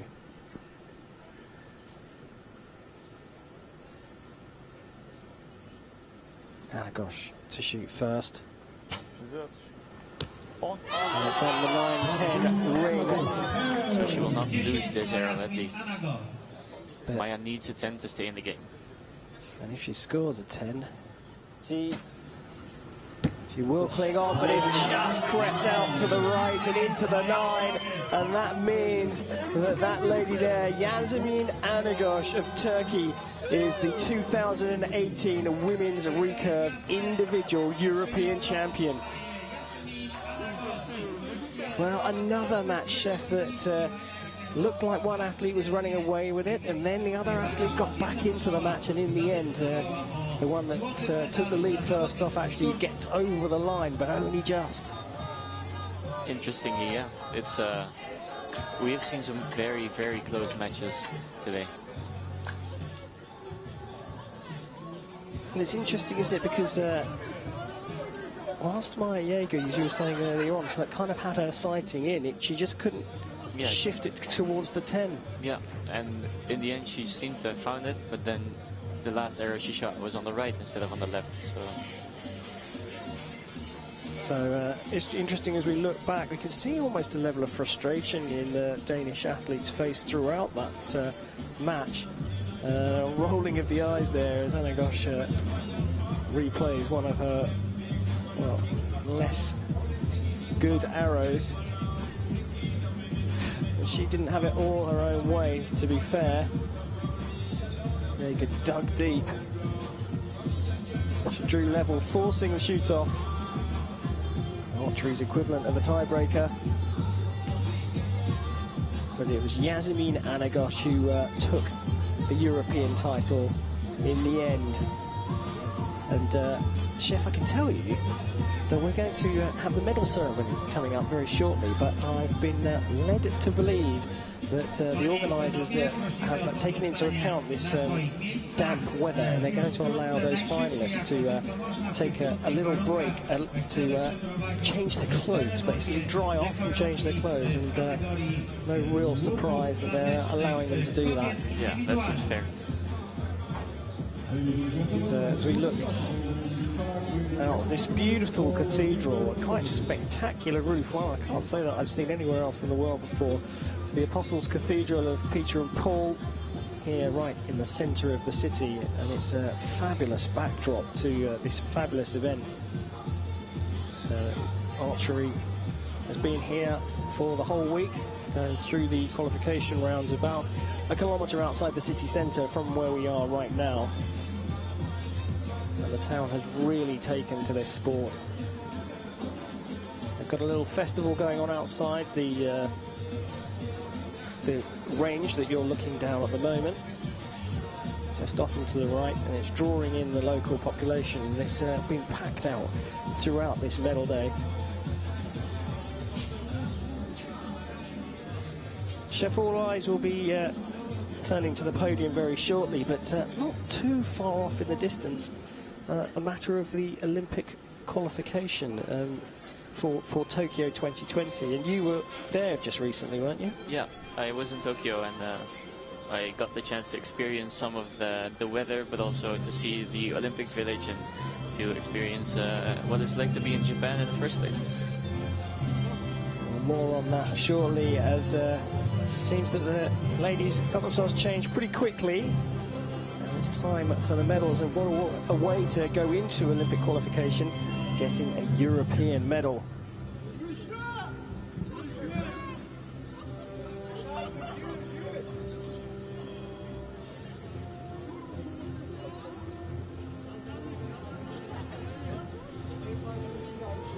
You can see the umbrellas are still out there for the presentation party. Ladies and gentlemen, the victory ceremony for the Recurve women. Panie i panowie, ceremonia dekoracji. You fancy they'll get this medal ceremony over and done with pretty quickly. Even though it's pretty much dry out now. Będzie sekretarz generalny Europejskiej Federacji Łuczniczej, pani Alessandra Colasante. Now, presented by Director of the Organizing Committee. Kwiaty wręczać będzie dyrektor Komitetu Organizacyjnego Mistrzostw Europy w Ucznictwie, pani Małgorzata Szałańska. Brązowy medal, reprezentantka Turcji. So there's a gutsy performance for the bronze medal. Gulnash Koskun won it in the end. Melanie Goebel put up a brave fight for the French team, but in the end it was Koskun that got over the line. Turkey with the bronze.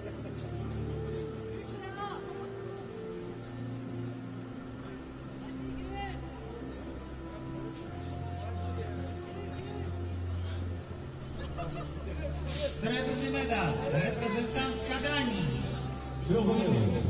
Well, she cut a frustrated figure throughout the gold medal match. A gutsy performance from her kept her in and forced a tie-break, but Maya Jaeger had to settle for silver after hitting a 9. The 9 wasn't good enough to take the European title, but she looks pretty happy with silver here in Legnica. I'm sure she is. Złoty medal i tytuł mistrzyni Europy dla reprezentantki Turcji. Gold medal, European champion. But after a topsy-turvy match, it's Turkey's Yasemin Anagosh, who is the 2018 Women's Recurve European Champion.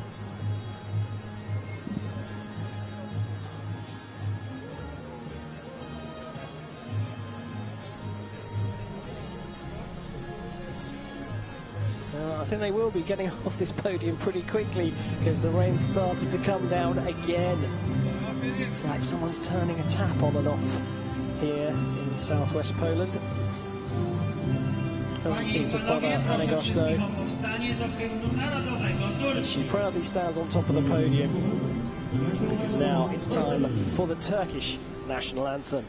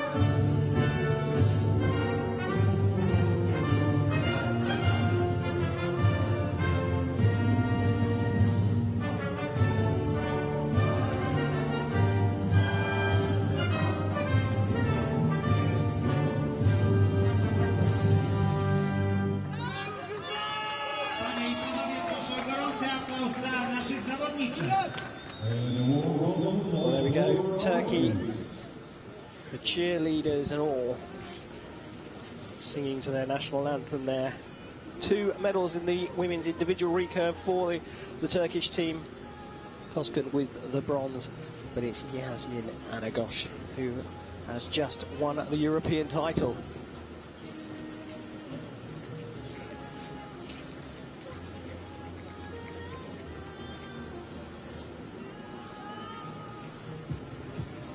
They'll clear the field of play after that medal ceremony, because now it's time to switch over to the men's individual medal matches, bronzed up first,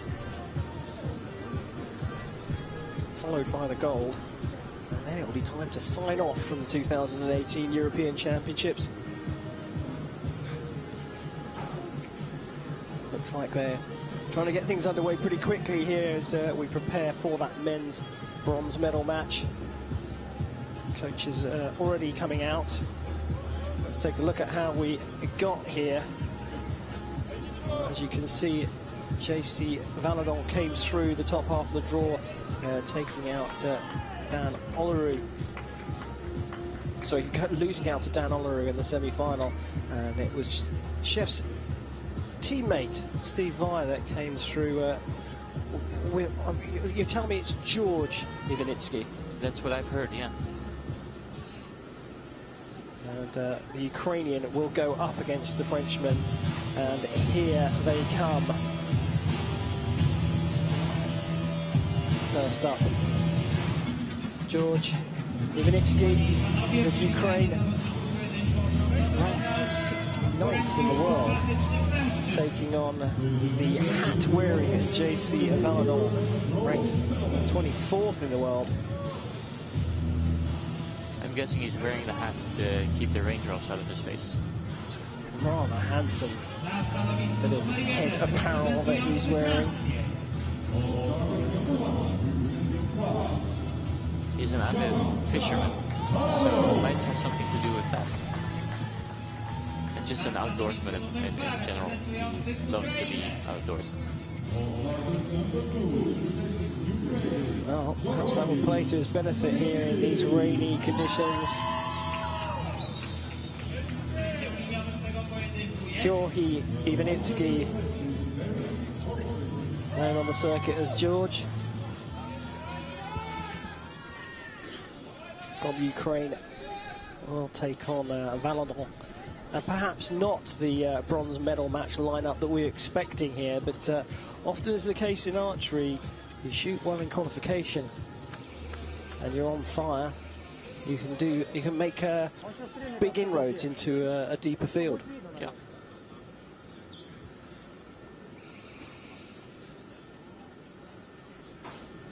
Well, this for the bronze. And it's JC Valadon to shoot first. Now, it's not often that you see an athlete wearing such a wide-brimmed hat as JC Valadon. Is that going to affect the draw? I think not, because he is coming from the bottom with his draw. So in any case, he will hit the hat from the bottom, and then it won't affect the course of the string. I don't think it hits at all.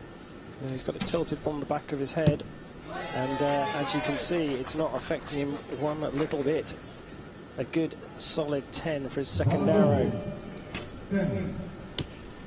Ivanitsky goes better on his second arrow, but it's only a 9. 9.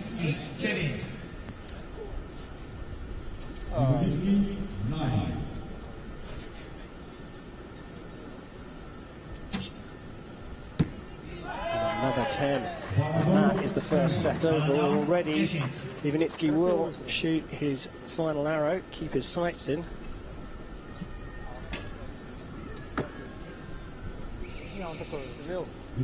JC Valadon, the previous European champion, he won the European Championships in 2016, which is also the year he became second on the Olympics, so he's no small competitor. He's a big name in archery. Don't be fooled by that world ranking of 24. He hasn't had the best year, and maybe last year wasn't his best year either, but he took a little break after the Olympics, as one should, I think, and he took some time to get back, but I'm here to argue he's back. I think you may well be right. As we take a look at some of the beautiful architecture. This city, born in the 12th century, it's been on a roadmap of ever since then. There's a trading post just tucked away, a hidden treasure. You talk about the Olympics and taking a rest. It is a cycle every 4 years for all Olympic sports. Yep. And taking that break is crucial because you need to recharge your batteries both physically and mentally. Yeah, I would say so. For me, it was more mentally than physically, and I took probably 2.5 to 3 months off archery just to find the fun back in it. It sure is fun to shoot like that.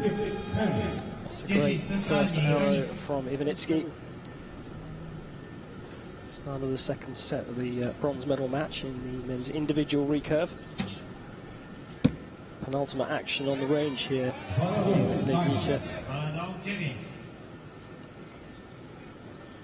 Well, Ivanitsky has a really no-nonsense Ukrainian-style technique.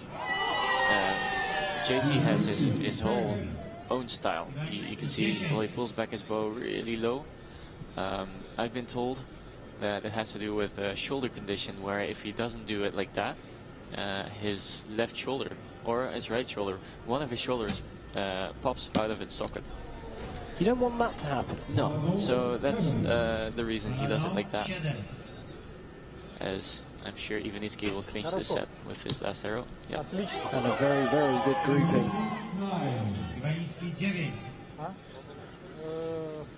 So out of reach for JC. With a nice marker for the next set. Next set, I should say. So 2 set points apiece after 2 sets.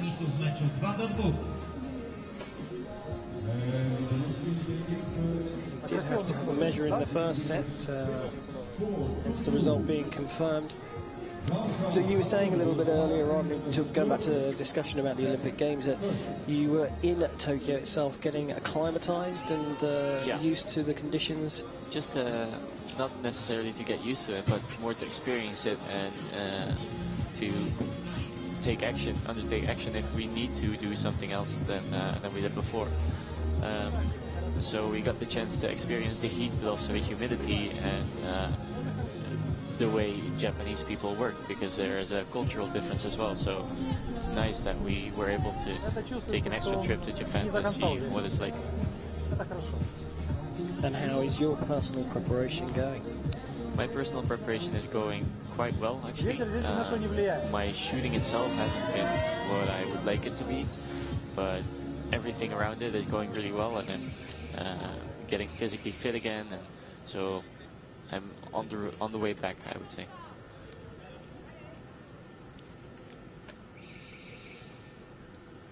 We start the third set here in Poland at the European Championships, and it's JC Valadon to shoot first.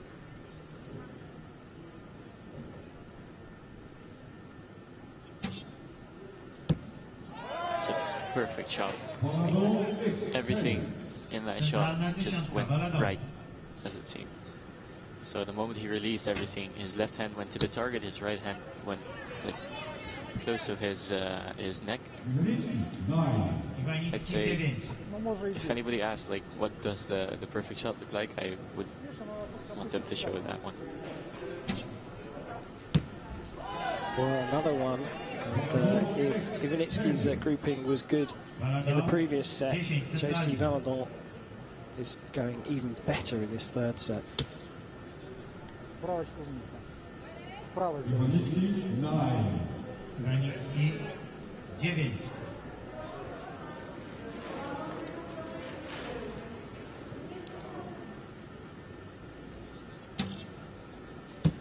Well, the consistency now coming to the Frenchman. A perfect 30 out of 30 confirms the set points for him here in this bronze medal playoff. And it's a good grouping from Ivanitsky, just a little low and a little right. You can see him just indicating that to his coach. So both archers shooting really well in terms of grouping. Yeah, I think yeah, he's adjusting his sight right now. Ivanitsky is adjusting his sight, so he knows that the shots were okay. He just needed to put the group a little higher, and he did so by adjusting his sight. Look at that. Just incredible. So close to each other, those two in the X. That inside ring is 6 centimeters, just to give you a perspective on how close the arrows are to the middle. And then keep in mind that they're not shooting at 20 meters, they're not shooting at 30, they're shooting at 70 meters. It's incredible, isn't it? Twice the length of a 737, I'm told. Might as well be. I have no idea. I have no idea how long a 737 is. Well, 35 meters. Apparently. So, yeah, and they're hitting something what? Just a little bit wider than your mobile phone. Yeah. That's certainly in the X anyway to score a 10. And that flight of the trajectory of the arrow climbs up to a peak of 10.5 meters from level.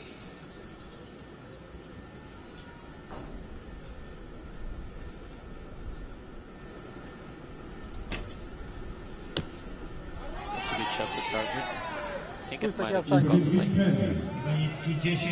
JC is actually, after this tournament, he's going pretty much straight to Italy for the World Championships in field archery. So,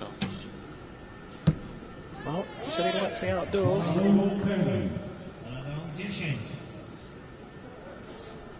field archery being a format where you go into the forest and shoot different distances the whole day, and different size targets and different angles as well, so you shoot up and down. Yeah, different elevations. Sort of archery's version of golf. Yeah, sort of.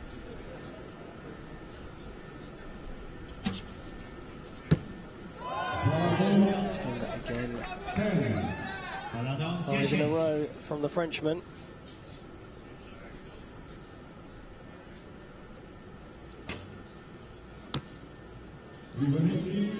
Not bad from Ivanitsky, everything in the gold. But a 9 for European bronze for JC Valadon.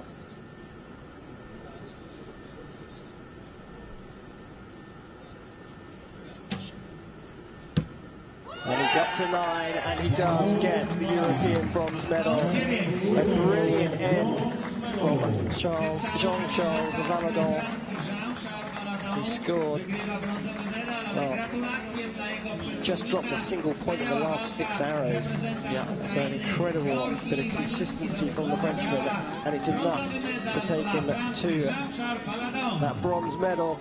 It wasn't a bad performance from George Ivanitsky, but when it mattered, the arrows flew into the 10 for JC Valadon.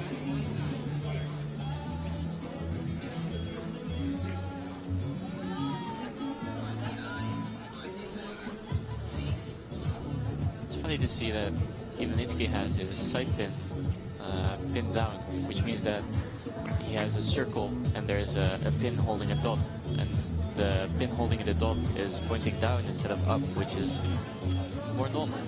Normally you see the pin pointing up. So I wonder if he did that on purpose, or if it's just the way it came out when he put it in. Just a quirk, one of the things that we'll have to find out.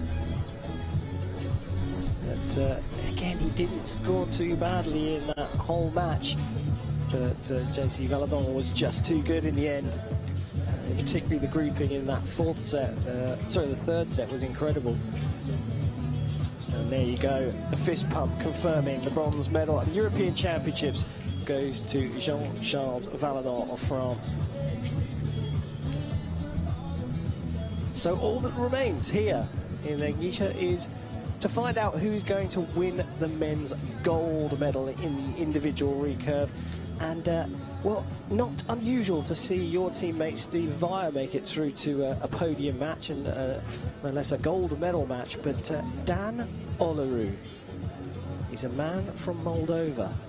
When was the last time you saw a Moldovan in a gold medal match at the European Championships? Yeah, I don't remember. So I think the last time that, yeah, I don't know. It's been a while since he's been on the international circuit and podium, I think. But I remember from years ago that Dan Olaru was one of the up-and-coming shooters, and he started international very young and very good. So he has experience. He might well show it now. Well, here they come. Steve Vire, the Dutchman, world number 3, leading the finalists out. Oleru, Moldova. Well, he's got nothing to lose here. You'd have to say that Vire is the strong favourite here. I would say so, yeah. Especially if you look at the world ranking, it's number 67 against number 3.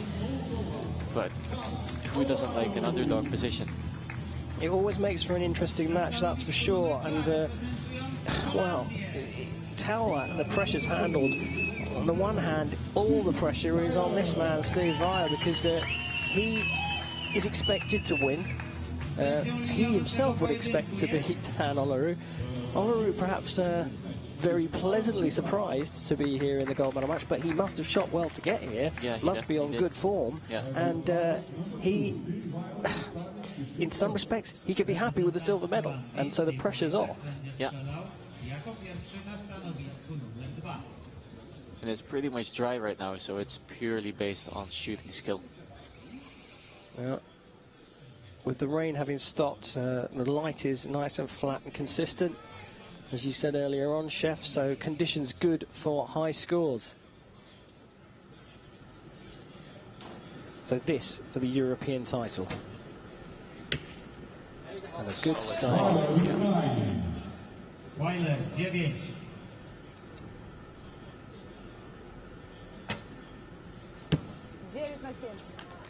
Well, equally sort of start from the Moldovan. 9.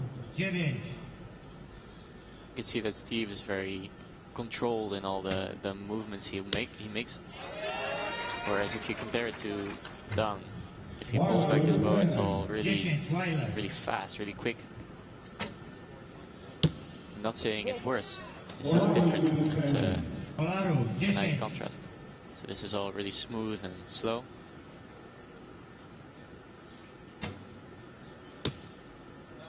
On 28, good score. Like he doesn't hesitate, he just pulls back. Just as you say that, he's decided to redraw that one. Yeah.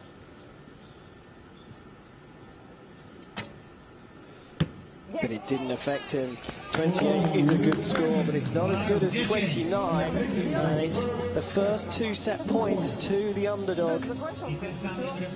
Doesn't look to be worrying Steve Via too much. Not at all, I think.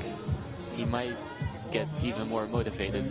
I think I've spoken to you about this before, but Steve really is a fighter, so where some people just shoot because they want to shoot as good as they possibly can, Steve wants to shoot because he wants to shoot better than the person he's up against. So he can really get energy out of other people shooting, whereas if I take myself as an example, I just like to shoot the absolute best that I can myself. So there's a difference there. It's essentially you're doing the same sport, it's the same game, but taking a slightly different approach to it. Yeah. Not really by choice, I think. It comes down to personality type, and if you are a fighter, you like the contest. Yeah.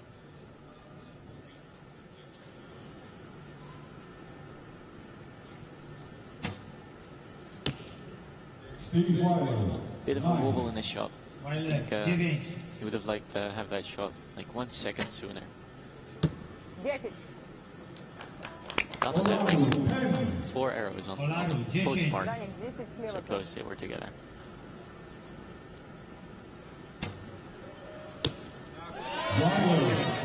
Well, he adjusted after the first shot.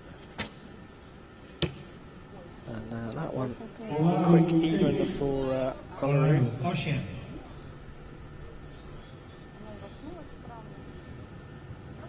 can see the difference in the hook and the fingers as well. Steve he has his fingers. That might be costly. Steve has the string pretty deep in his fingers, and Don has it on the tips of his 2 fingers. He doesn't even use his third one, I think.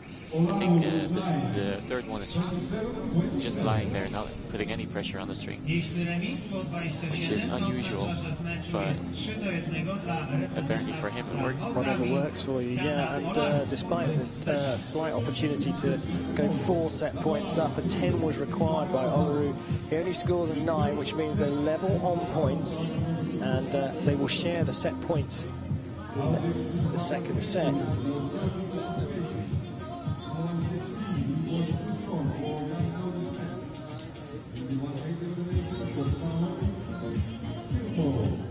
Well, it still must be a little damp out there, because you can see the Moldovan just drying off his equipment.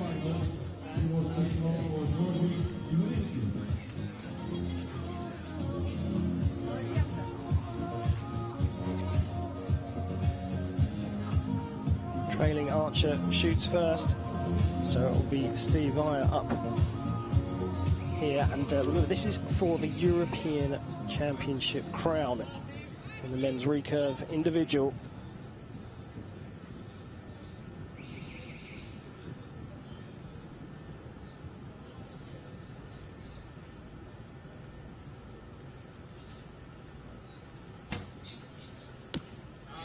That's perfect. Here you see the 2 finger. He doesn't use his third finger.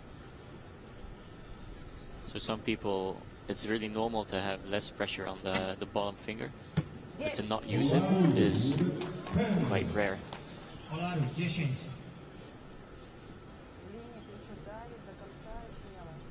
Slightly crouched over Steve Via.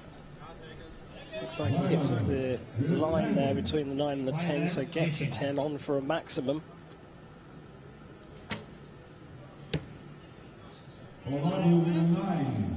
So Steve can get this set by shooting a 10.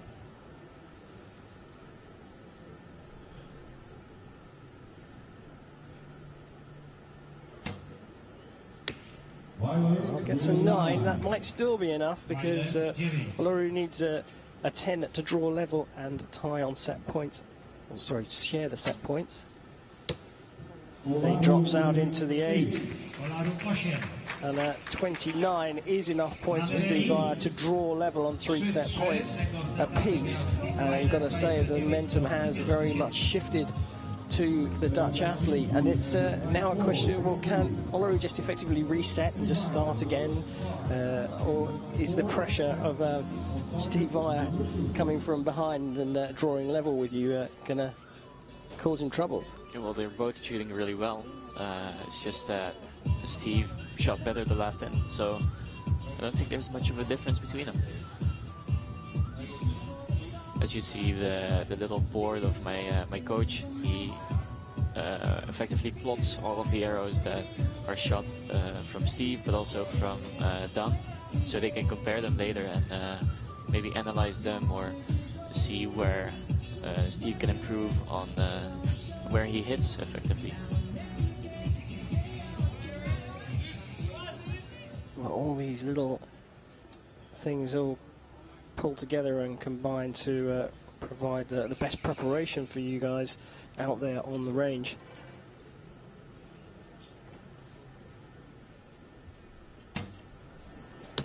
Another good first arrow for Vire. I think it's so crucial, these first arrows for the Dutchman right now. That is why, because the pressure then starts to play now. He's looking back to the coach, Dan Olerud. He's curious. Almost asking what went wrong. 9 Weiler. 9 Weiler.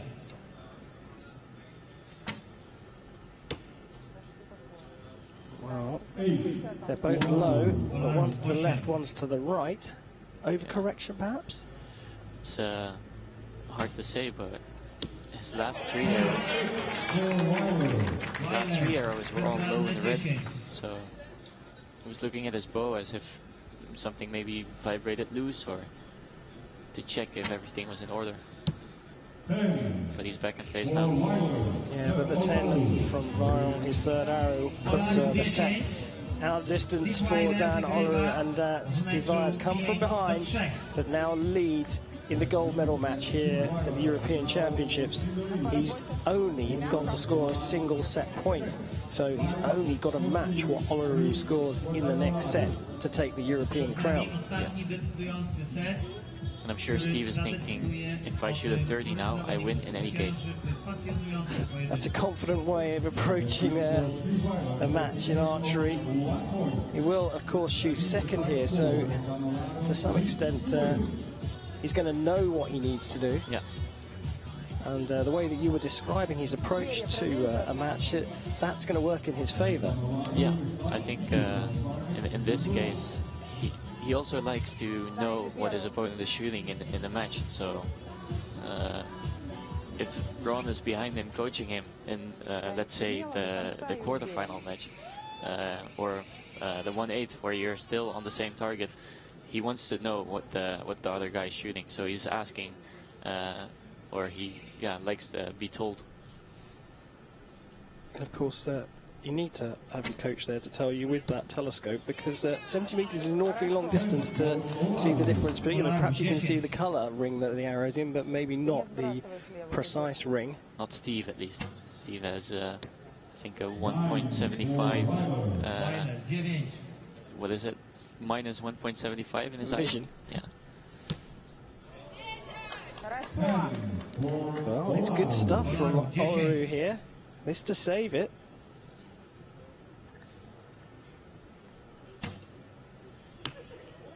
Another 9. So Dan needs a 9 to get a shoot off out of this. And he shoots. He gets a 10. A 10, a perfect score when needed from the Moldovan, and So he's taken this set. Steve will get a practice arrow before a shoot off, which is another 9. So 3 9s in a row, and he's adjusting the sight there. But Dan Olerud, who had the lead to start with, gave it up to Steve Vire, but pulled back with a perfect score in the 5th set, and that takes us into another shoot-off. Just checking the scores there as they need to. I think the 9s from Vire were all very clear, but worth a quick check of those 10s. And what a way to draw yourself level in the match going into a tiebreaker, and a massive opportunity for the Moldovan. Yeah, I think in any case, for Dan, a shoot-off would be the biggest chance to win a match over Steve. Well, 1 arrow apiece. If they're both 10s, they will shoot a second arrow, and then it's the closest to the center that counts. If it's outside of the 10, it will still be the closest off the first arrow. Dan is expecting his arrows to see which one he's going to pick for shooting in a shoot-off, just to make sure that he won't shoot an arrow with a botched fade. Well, potentially 1 arrow. Of course, both these archers have shot a lot more than 1 arrow throughout the course of the competition through qualification. But ultimately, it's all down to this single arrow. Steve Vire, a little smile on his face there as he stepped up to the line. A bit of pepping himself up. I think this is what he lives for. Gold medal at stake here. Steve Vire of the Netherlands shooting first in the tiebreaker. And it's 10. Pressure on this young Moldovan, Dan Olaru. And he's outside the 10. He shot so well to put himself back into this gold medal match. But there is the European champion of 2018, Steve Vire from the Netherlands. But boy, what a fight he had from Dan Olaru. But there you have confirmation. Steve Vire of the Netherlands is the 2018 European Archery Champion in men's recurve. Well, you could smile. That's your teammate out there who's just got the gold medal. How does that feel? It feels good. It feels good to have Steve in the team, and well, effectively he's my teammate. So yeah, I don't have to shoot against him if I'm shooting a team match. So that's really a positive thing. Yeah, you now be shooting with the European champion. He had a little wobble in the middle, nothing too major. But when he needed the 10s, he got them, and you can certainly say that. Under the pressure of a tie-break in the gold medal match, Steve Vire was, well, unflustered. And just absolutely nailed it into the center. And there were only a few stray shots from the Moldovan. He shot really well, certainly at the beginning of that gold medal match, and then again to get himself back into the whole thing. Yeah, to shoot a 30 when it matters, that's a sign of skill in class, I would say. Well, he'll have to settle for silver here. I think if you told him that before these championships, Dan Olaru would have taken it. It's always bittersweet when you lose a gold medal match, when the chance of a championship title is there for grabs. But it was Steve Vire who took that chance. He is the men's recurve individual European champion. Dan Olaru will be happy with the silver medal, and it was J.C. Valadon who took the bronze medal from Georgi Vinitsky. Well, it's just dried up enough for our medalists to come out. The final action here in Legnica. It's been a brilliant tournament, hasn't it? It has been, yeah. It's I think especially the last 4 matches, we've seen 3 shoot-offs and 1 deciding arrow for the match. Yeah, well, what do you want more? Yeah, amazing stuff. And what's next for you, Chef? For me, the season is over, but I will go to Samsun to do another commentary for the live stream, and then I will go to the Youth Olympics as a role model, as an archery role model. So I'm looking forward to both those things, and I'm looking forward to a little bit of holiday after this. Yeah, well, we of course will see you in Samsun, where you'll be joining us for the world feed. And of course, we wish you the best of luck in your ambassadorial role in Buenos Aires at the Youth Olympic Games. We know you've got a very long car journey ahead of you. Yes. And that you might need to duck out a little bit earlier. But just wanted to thank you for all your insight into this brilliant tournament here in Legnica. With pleasure. There you go, Chef Van den Berg there, Dutch international archer extraordinaire. He's got to hightail it out of the commentary position to catch a bus. He's got a 12-hour bus ride back to his hometown, but he will be joining us again in Samsun, Turkey for the World Series final. And he will be in the commentary position as he continues his preparation to compete at the Tokyo Olympic Games. Well, it's been absolutely brilliant here. Despite the rainy conditions, we've seen some very high scores here at the European Championships and a very, very high level set by some of the archers that we know well, but also some surprise packages, especially that in Dan Olaru making it through to the men's individual recurve gold medal match. And now it's time for those medals. The last time we pan across this beautiful fairy tale city to the podium, which is a third of the way, quarter of the way down the range.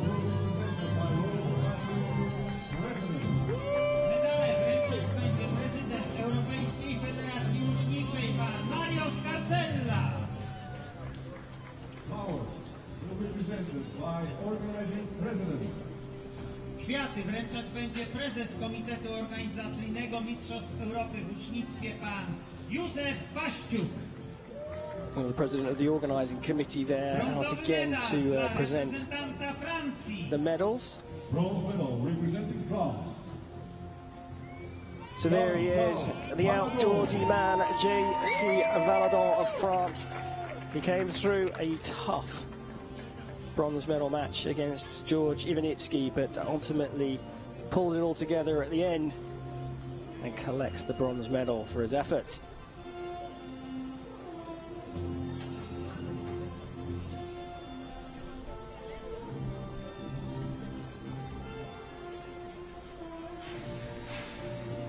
Srebrny medal, reprezentant Mołdawii. Silver medal, representing Moldova.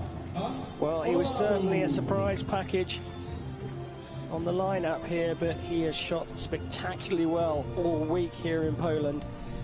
And Dan Olaru picks up a rare archery medal for Moldova. It is the silver. He came close. He took it to a shoot-off, but a 9 at the end just wasn't good enough. Złoty medal I tytuł Mistrza Europy. Because the new European champion managed a 10, and that is Holland's Steve Veijer. Congratulations, sir. And there is Chef Vandenberg. He was in the commentary box just a minute ago, applauding his teammate there. There he is, Steve Veijer, the individual recurve men's European champion of 2018, and he had to show all his fighting spirit in that gold medal match. But he did, and he is a champion here in Poland. Panie I panowie, proszę wszystkich o powstanie do hymnu A very quick photo opportunity again, because now it's time for the Dutch national anthem.